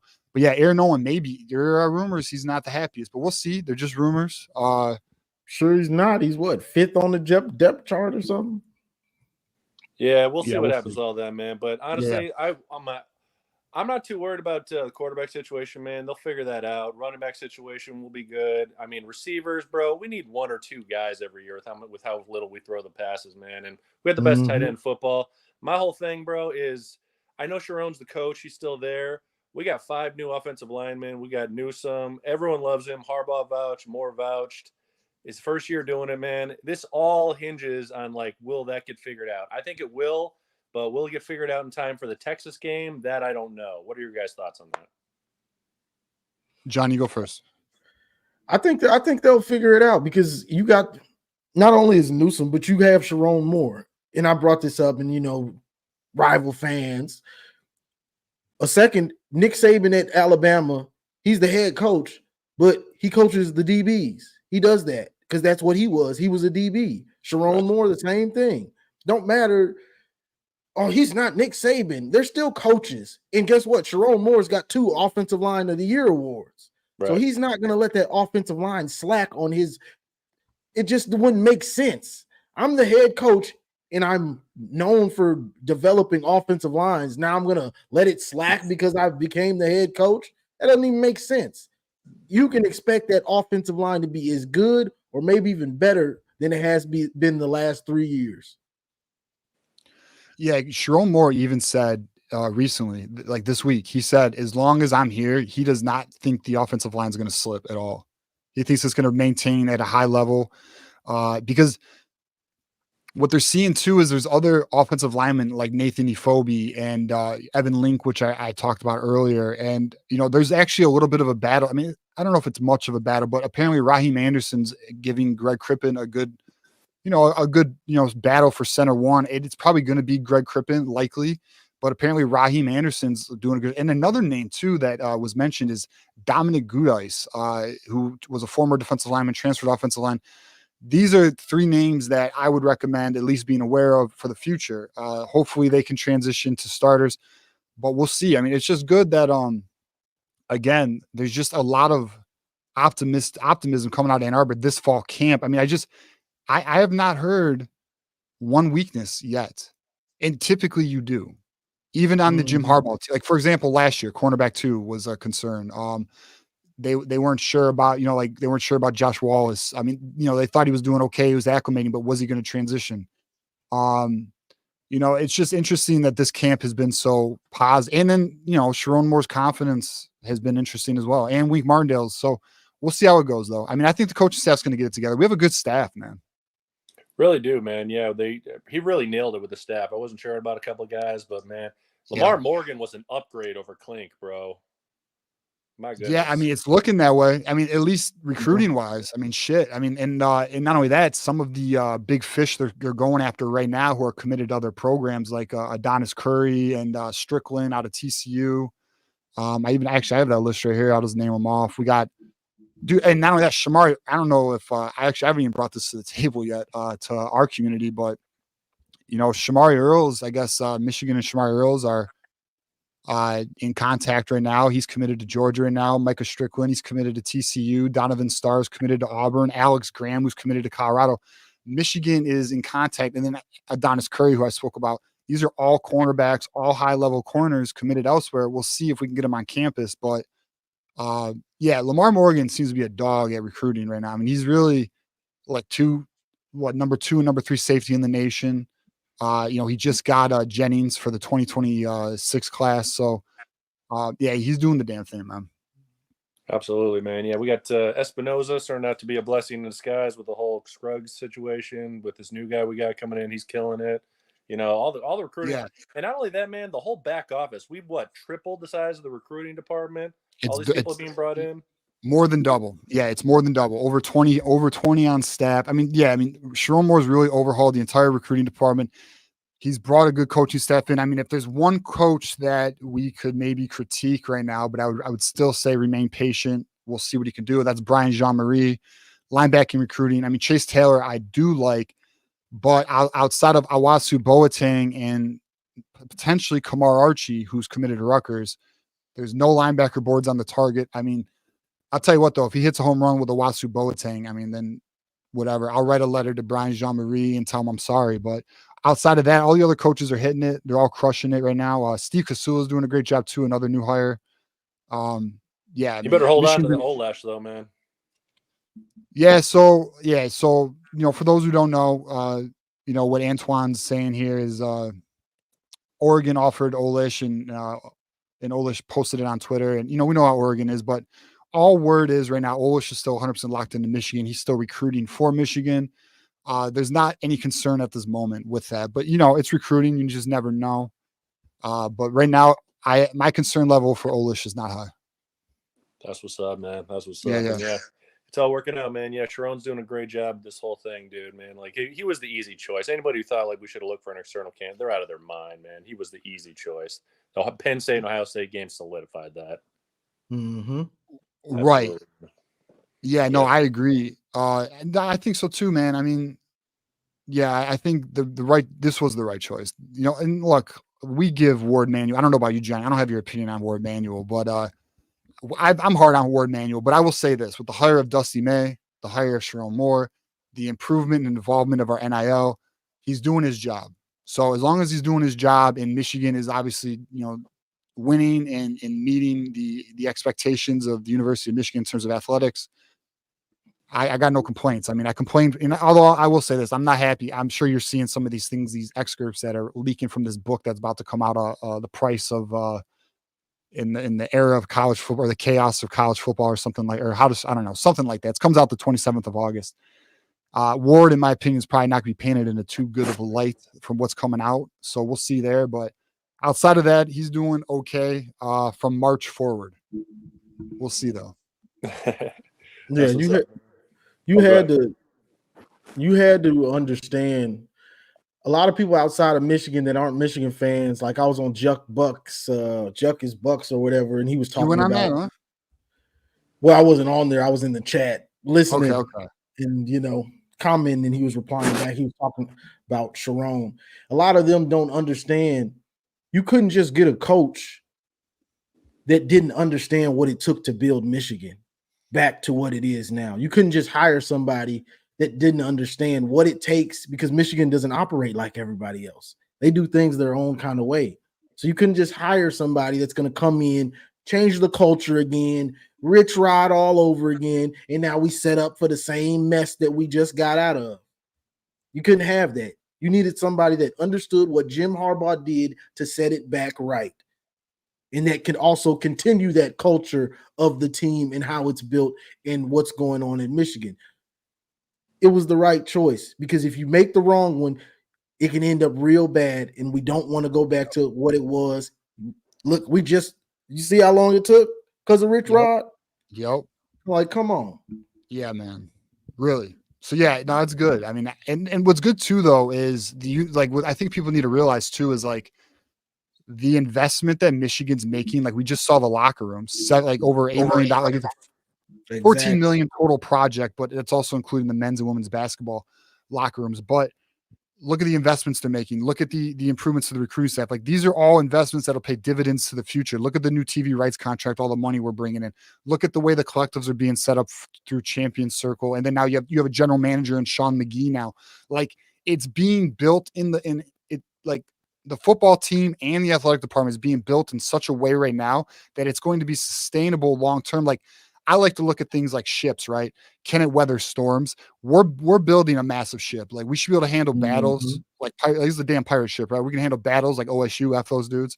And then or any storm that comes our way, NCAA, etc. We are a massive ship. So Michigan's doing a great job building this thing. And just keep going. They're not done yet either. Like there's a lot of there's a major announcement that hasn't been made public yet, which we've hit on our show in April, because John actually is familiar with somebody who works with this company, and it's a marketing firm. I think it's William Morris. I could be wrong on that. John will probably have in the comments, but there's a marketing firm that Michigan's a part of that will be announced publicly at some point, and it's a major agency that is going to help Michigan's up its NIL game to a whole nother level. They were a part of what Memphis did with FedEx. I believe it was FedEx, where they got that crazy multi-million-dollar deal for their NIL program. So yeah, that's big time. That's coming down the pipe. So yeah, I mean, Michigan's in a good place. It's healthy for sure.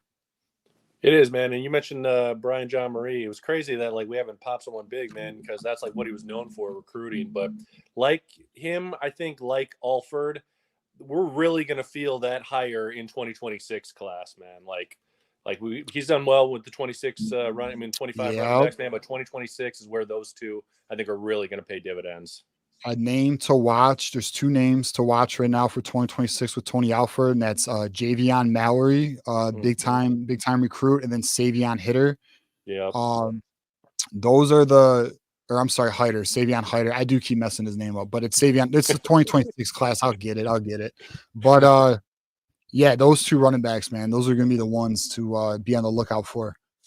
Dude, it's crazy, man. Like with the offense we have, it really. If his name was anything other than Mike Hart, he would have been gone, man.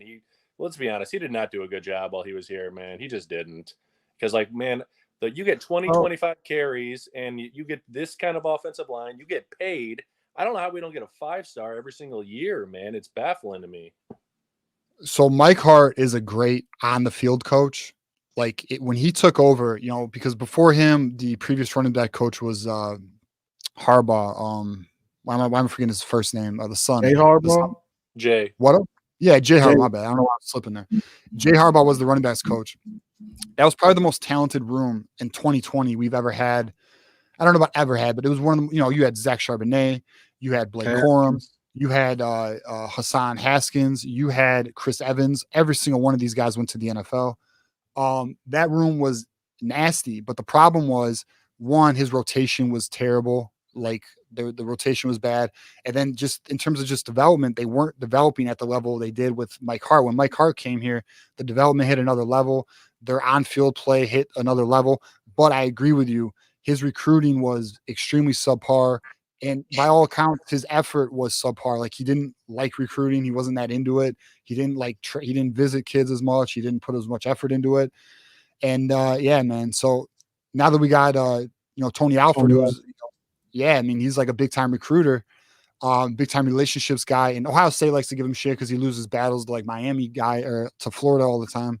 But, we'll see. And we did lose Marquise Davis. So that's 1L. I mean, that's real. We're keeping score. But look at the Jasper Parker hit. That kid's climbing up the rankings. He's like top 170 now on Rivals 250 rankings. And then other rankings are moving him up. So Jasper Parker's looking good. We got the Davion Johnson. That's Donovan the kid Jackson? that. Yeah, it was. Is it Donovan? Is it Don? It's I think it's Donovan Jackson, Johnson. No, it's Donovan. It's Johnson. My bad. On IMG. We'll see how he does. He has a repaired ACL or something like that. So we'll see. He's at IMG right now. We'll find out this season. He was when he was a freshman, he was considered a 5-star. So we'll see what he can do his senior year. But yeah, I mean, I think Alfred will be all right. We'll see what he does in 26. Yeah, anytime you get an ACL, man, it's the second year back, and he'll be here by the time he's in his second year of recovery from the ACL. I'm not worried about that at all, bro. We're gonna be good. Right. And then doing dude, I can't getting Brady Hart, man. That was so clutch for the 26. When you get your top quarterback early, that lays the whole thing foundation for the whole 26 class. That 26 class is easily gonna be top 5, man. I'm telling you. Dude, I agree with you. I mean, obviously, as we know, so getting Brady Hart's like getting JJ McCarthy when he pulled his class in for 2021. And that class was obviously the class that won us the national title, right? So that was the capstone to our national title was that 21 class. And yeah, I mean, look, getting Brady Hart now with not only that he's from Florida, so you got the Florida connection going. You got Brandon Jennings, who's also from that area. He just committed 2026 cornerback. I know that their intention is to get a top 5 class for 2026. That is the goal they're going for. They're striving for it. We'll see what they can do. If we have a big year on the field, I fully expect momentum to avalanche, really. Absolutely, man. And one thing I'll say is obviously besides Harbaugh and Minter, I thought the biggest loss of the offseason was Ben Herbert. But obviously all the things I'm hearing saying is that the new guy, Tress, is picking up right where he left off. I'm sure those guys are still in contact. They can make it go and keep the whole thing running as well. Obviously, we have the best facilities, but I wanted to ask, man, specifically, what constitutes a successful year and what constitutes a failure for this year, in your guys' opinion? Johnny, you go first. I'll hit it after you, man. To me, I really just need to beat Ohio State and make the playoff. Okay. And even if let's say we didn't beat Ohio State, I need to make the playoff. We the defending champs. We need to make the playoff to have a chance to repeat. And then we can play Ohio State again. Yes. Possibly. That's where I'm at. So for me, it's 10-2, beat Ohio State, make the playoffs. I'm not even I'll be real with you. I'm not even hung up on Big Ten championship. I'm just, we've won it 3 in a row. It's not I don't need it. I do. It's weird though. I don't know about you, Johnny, and I wouldn't mind your opinion on this either, Antoine. I kind of need the playoffs more than I need the Big Ten title. Isn't that weird? I don't know. But I mean, if you win the Big Ten title, you're going to the playoffs, right? So I guess but I want playoffs. I don't know. It's weird. But and then what would I consider a bad season or 8-5, man? If we go 8-5, that's unacceptable in my opinion. I completely agree, man. I mean, the college football playoff, man, they told us that your conference title doesn't matter. 2016, man, Penn State beat Ohio State, won the Big Ten, and Ohio State got in the playoff. They don't care about it, so why should we? I'm right there with you, man. Yeah, I mean, I wouldn't mind it. I'll take it. I wouldn't mind winning it 4 years in a row, back to back to back to back. But really, beating Ohio State's better than a Big Ten title anyways. And then the playoffs are that's what it's about now.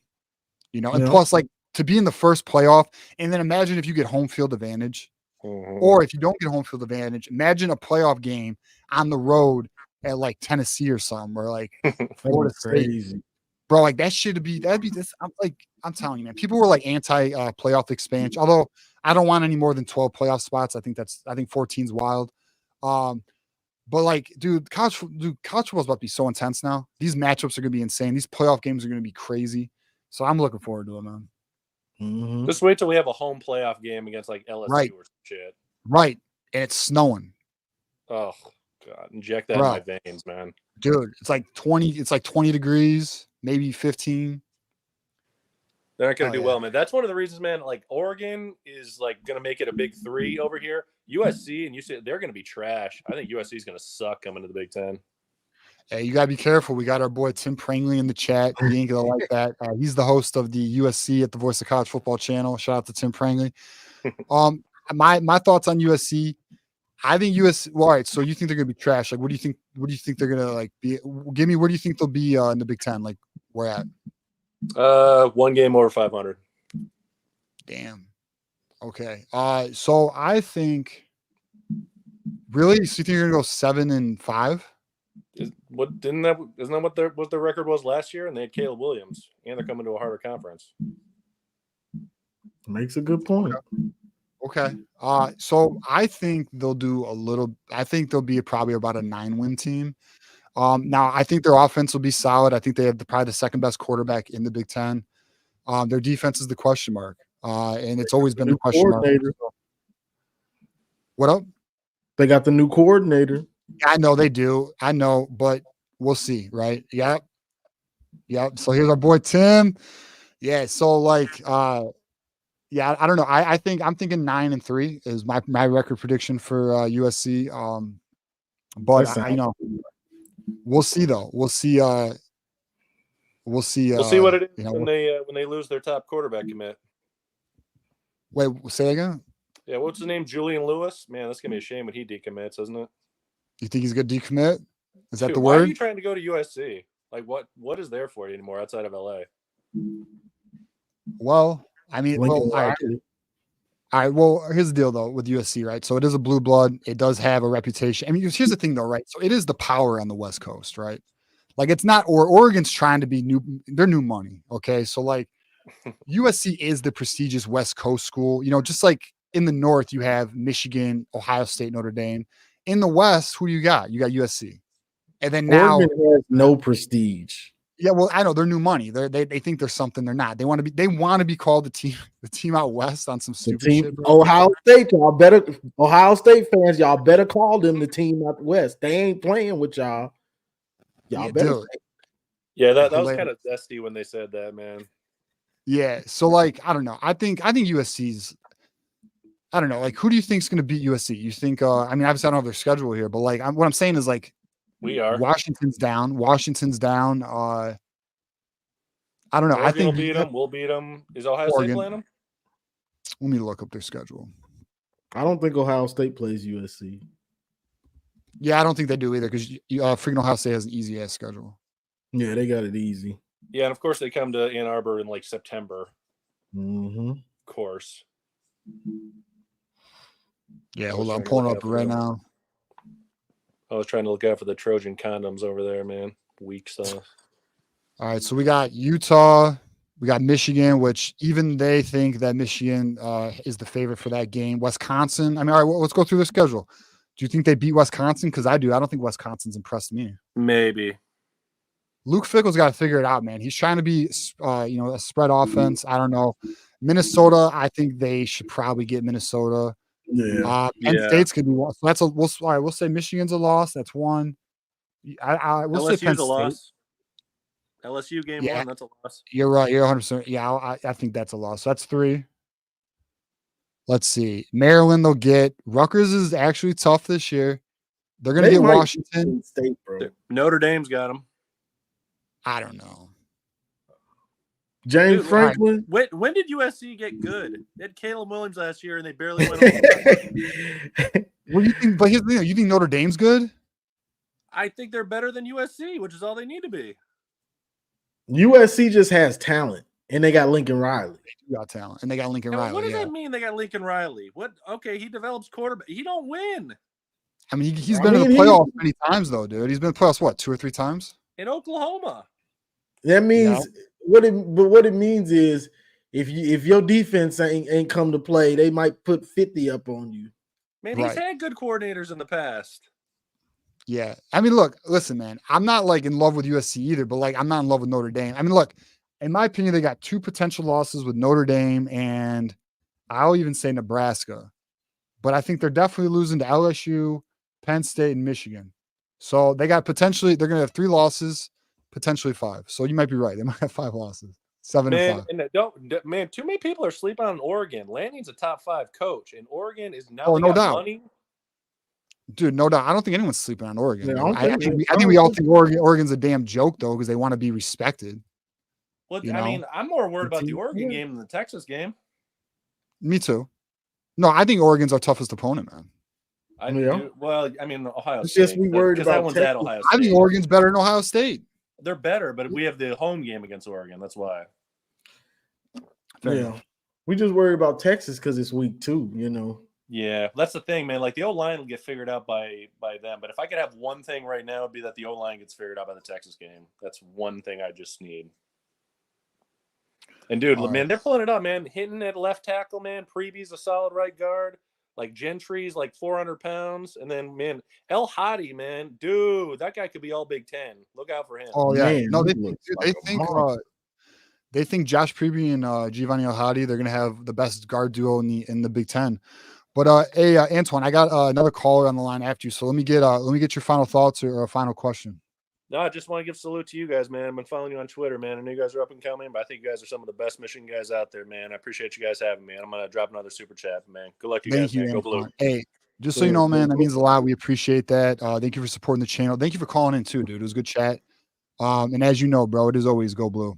Absolutely. And hey, when you guys do your streams, I'll be back. When do you guys normally do these? So Tuesday at 8:00 is our Michigan Wolverines live, which is, I'm gonna be real with you, bro. That show's a heavy hitter. We always come with like a lot of great content. And then we have our Thursday call-in show at 8:00, and then we will be doing a pregame show an hour before the game. And then we also have a post-game show following the game. So we'll have 4 live streams a week during the season. Awesome, man. Appreciate it, man. Keep up the good work. Talk to you soon. Go Blue. Yeah, peace out, man. Go Blue. Hell yeah. Definitely, dude. All right. I want to hit on this comment. He says, can y'all just be honest and show some respect? Look, here's the deal, bro. We know Ohio State's good. We know you're talented. I think a lot of us realize you're likely a playoff team. But the problem is you guys think you guys are great every year, every offseason, and you're always going to beat Michigan. And this may not be you, Evie. This may not be you. But a lot of your fan base has an excuse for every loss and can't face reality and just accept, you know what, Michigan was better than us the last 3 years. So because of that, we got to call your asses out on that stuff.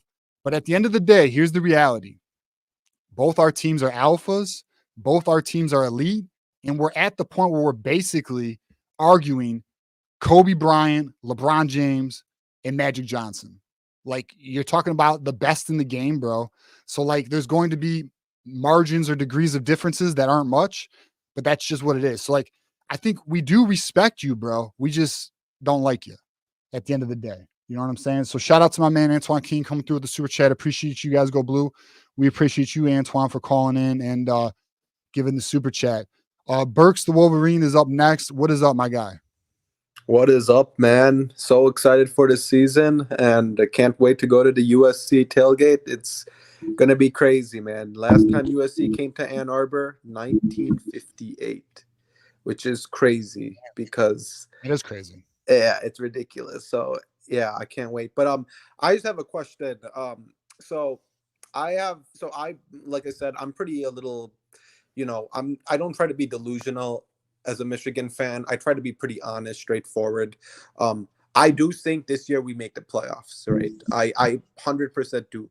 But I'm just wondering, do you guys, and I agree that what you guys said, playoff, if we make the playoffs, it's a successful season, no matter what, right? Because we lost a lot of talent. We have so much good defensive talent. We have a decent O-line. We have the best tight end in the country, We have all the, pieces. But do you guys think that 9-3, right? 9-3 would make us in the playoffs? Because here's the thing. My prediction is that we will be 9-3, but we barely lose to Ohio State by maybe more than a touchdown, like just a touchdown. Same with Oregon. And I think we beat Texas, USC, and a lot, but then we may get a little upset, maybe to a school like, let's say, Washington, right? Like that's literally what my prediction is, 9-3. But we make the playoffs, and we actually make it a little far in the playoffs to close to the semifinal-ish, right? That's my prediction. Do you guys think that at 9-3 we can make the playoffs? All right. So before I answer your question, Burks, let me give a shout out and a send off to my guy Johnny here. It is late. We've been going 2 hours and 45 minutes. Thanks to everybody who's contributed in the super chats. Johnny's a freaking trooper. He's been with me almost the whole way. We got 15 minutes left in the show. But Johnny's got to go because he's got shit to do, and I understand because it is 10:46 p.m. Eastern. So, Johnny, thank you for coming on, man. Appreciate it. This will hopefully not be the last time you come on. I mean, sorry about the bullshit earlier with these Ohio State fans, but I'm sure you'd expect nothing less. That's just how it goes. But thank you, Johnny. And before you leave, bro, let everyone know where they can find you, where your channel is, and And last thoughts. Yeah, you can find me. Look up my page on YouTube. Johnny Olden Jr. is just my name. You can pull it up. I got pregame analysis talking about the season. I'm trolling Ohio State, and I'm just laughing and having fun, and and educating on different things about the game. I do more analysis and breakdowns. That's what my forte is. But we're getting ready to turn up this season. I'm just ready for it. This team is going to shock a lot of people. A lot of people don't understand how much talent Michigan has, and a lot of people don't understand the culture and everything that Michigan has going. And this team is going to be physical and nasty.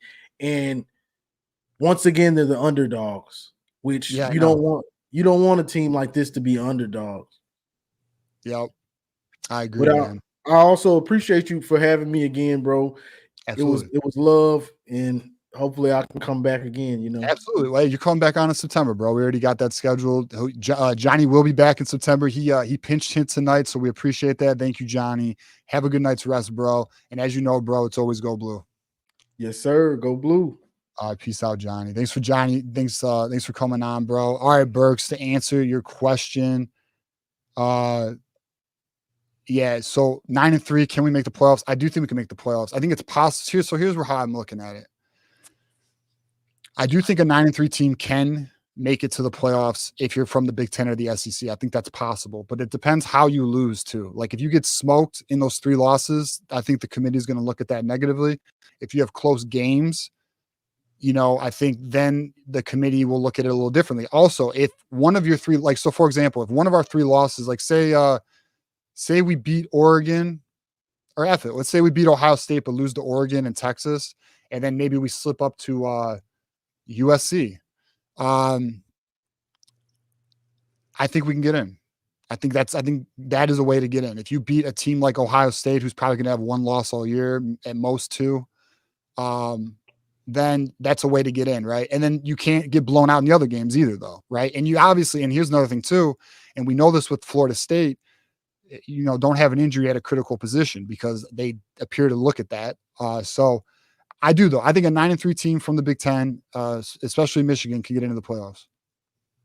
Yeah, no, that's what I've been telling my Ohio State people. It also depends of how we lose, I talked to these Ohio State guys, and they're like, oh, 9-3, you can't make it. But if we, barely lose to those games, and I think those 3 losses we may get, they'll be really close, touchdown or less, and like I said, it's not a rebuilding mode, but we just have to reload a little. It's not because we still have a lot of defense and stuff, but I think 9-3, like, we can make it. And I feel like, this is a team that it's going to get some growing pains in the beginning because we have a new QB, some old linemen, uncertainty. But, eventually I think that we'll make a little deep run in the playoffs as well, I feel. And I think 9-3 is like we can make it. So that's kind of what I wanted to really say. Yeah, definitely. And I think, it also comes down to how do we play? Like, is Alex Orji, is he able to be the quarterback that we're hoping he can be? And if he is, I mean, at 9-3, we'd be a very dangerous team, because as the season progresses, he should get better, just like Jalen Milroe did last year. Like, your younger players, your first year starters will progress as the season goes on. So, yeah, I don't know. I think 9-3, I'll tell you right now, Burks, the goal is at least 10-2, but 9-3, I think, is still a solid season, and we're still alive in the playoff hunt. It's just also going to depend too, though. This is true.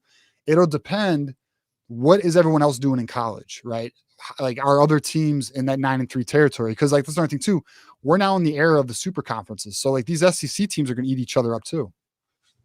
I agree. And I have one last question. You're good, man. Yeah, so this is actually a recruiting question. Are you a recruiting expert, kind of? I mean, I'm tapped into recruiting. We got it. What you need? All right, yeah, sure. So, I'm actually from I'm not from there, but I have a lot of family there. I visit almost every year. But I'm actually from my family's from. Oh, we lose you, Burks? I think we lost you, my friend. I don't know. You went muted or. I don't know what happened here. All right, Burks, we'll try and get your sound back. I'll answer you when you come back. But all right. So here we are, guys. We got 9 minutes left in the show. We'll see if Burks can get his sound back or his signal back. We'll figure it out. If not, in the meantime, what I will do because we are you there, Burks? Oh, he's gone. All right, guys. Here's what we'll do. We're gonna call the show 9 minutes early because we are now out of calls. But I appreciate everybody for being a part of the call-in show, showing up, giving likes. I don't know about sharing the video after some of what we experienced. Oh, Burks is back. We'll take him. What's up, buddy? Yeah, so sorry. You're good, man. Yeah. So what's the Coastal Carolina defensive end guy? Forgot his name. Oh, Josiah Stewart. Yeah, he also is from New England. Don't you think that we should start to, I feel, because these guys were hidden gems. You know, a lot of these guys were hidden gems. They started, Mike Sanchez was a stud, all right, Zach Zinter, right, Josiah Stewart, the TJ guy, those guys as well. Don't you guys don't you feel like, I feel like we should start recruiting more in that area because there's a lot of hidden gems there. I feel like ever since Don Brown left, right, we haven't been recruiting a lot there because he was a New England guy. And I feel like there's a lot of one. Yeah. Well, you know, you're aware of TJ Guy? Yeah, TJ Guy. I'm aware of him. Yep. Yeah, so TJ Guy is a name that's on the rise. He's from, I believe, let's see, we'll type it in here. I think he's from Mansfield, Massachusetts. I know. Massachusetts, right. Yeah. He's another one from that New England area. He's another gem that was unearthed. Yeah. So the thing about New England, Burks, is that it's very limited in its talent pool. So it's an area that, because Don Brown's no longer here, we don't look in that area as much. And there seems to be now, in Michigan's new recruiting approach, a larger focus with Texas, Florida, a little bit of the Virginia area, like the DMV area. That's kind of where our focus has been. I mean, look, we're even getting kids from Louisiana right now. We got 2 right now. We had 3, but Phil Wright, he decommitted. But so New England just it's hard to shake talent from the tree. But I agree with you. We have gotten some great gyms from the New England area. It's just there's larger talent pools elsewhere. And the thing is too, there's only so much time in terms of resource that you can spend in an area, build relationships with. I just don't think our coaching staff, as it's currently structured, because as you know, we have a whole new coaching staff, has many ties in the New England area. Because Mike Hart was another one that had ties in that area. He was out of New York. So I just feel like our ties are more Southern focused now. So yeah. I don't know. I mean, I'm sure we'll get a kid or two from New England every now and then, but it just I don't think it's gonna be as much as it was in the past. Yeah, no, because when Hardy Watts, like, I thought he was gonna come. He's a recruit. He committed to Wisconsin. I thought, like, hey man, this guy could be a stud just because he's from the New England area, and they developed him really well. But yeah, I think that now Don Brown is gone. I think we probably won't get that many people from there. And yeah, but that's okay. I mean, recruiting is really picking up. I mean, I think we're doing okay. I mean, this year is not. We're so Andrew Marsh is going to be committing the 28th of August. That's looking good for us. Andrew Babaloa is looking to commit within the next 3 weeks. That one's, we're in it. It's either us or Stanford at the moment. Auburn's making a push, but I think it's us or Stanford. So recruiting could look really good by the end of the month. These are both, Andrew Babaloa is he's a 5-star, top 15 player in the nation. Andrew Marsh is a top 50 player in the nation. So these would be big gets. We'll just have to see. I mean, next year's class is the class that's going to be. It should definitely be a top 10 class. They're going to gun for a top 5 class. Yeah, I hope so. You going to any games this year or not really? Well, so I'm a bit. It's funny you say that. I mean, if I happen to get tickets, so if I go to a game, I want it to be Oregon, USC, Texas. Now, if I happen to get free tickets, I'll think about it. But because I'm doing post-game and pre-game show, it'd have to be a legit game for me to go and miss those shows. But we'll see. Right now, currently nothing scheduled, but something could pop up. We'll see. All right, that's cool, man. Hey, I have to hop off, but all right, Burks. Can't wait for the season, and go blue, man. Absolutely, man. Hey, you're a Packers fan, right? Are you I'm Packers the guy. I'm a Youper, man. I know. I used to live 5 years in Menominee, Michigan, 1 hour away There you from go. Green Bay. So There you go, bro. we don't like the Detroit Lions. No one likes them in that area. UP That's hates so the funny, Detroit dude. Lions. That's But so we funny. love Well, Michigan. Yeah, but we love Michigan because that's like an identity. You know, the Wolverines are the identity of Michigan. You know, we are the Wolverine state. So we are all Michigan fans in the UP area. definitely, Right? bro. Yeah. Well, we appreciate that, and definitely don't be a stranger. Call in, and we'll talk a little NFL. Maybe we'll have some trash talk. Of course. You know what I'm I don't saying? like the So Lions, man. I don't like it's all right. I don't like the Pat. It's FTP around here, bro. So it's all good. Hey, man, 13 NFL championships, man. What does the Lions got? We're working our way, bro. We'll figure it out. It's our year this year, bro. But all right, buddy. Go blue, and Yep. hey, don't be a stranger. All right. Yeah, of course. Take care, man. All right. Peace out, Berks. All right, boys. We are 3 minutes away from the 3-hour marker. Appreciate everybody's contribution to the super chats, super stickers, and memberships. It meant a lot. Appreciate everyone in the comments, commenting throughout the show, and everyone liking and subscribing to the channel and just watching the video. We appreciate that as well. Until next time. First, before I get off, Tuesday show, we have be on the lookout for next Tuesday's show. We have the Wolverine Live at 8 p.m. with me, John Diadamo, and Ferris. We'll be there. Then next week, Thursday, I have the Blue and Scarlet guys joining me, Garrison and Bryce. We get an Ohio State. Hopefully, we don't get no shit from those Ohio State fans, but we got Ohio State perspective, and we got the blue perspective, the amazing blue perspective from Bryce joining me next Thursday. And then also in 2 weeks on the 27th, be on the lookout, mark your calendars. On the 27th of August, we have Trey Taylor, one of the top players in the 2027 class, QB1 from Michigan, target wise.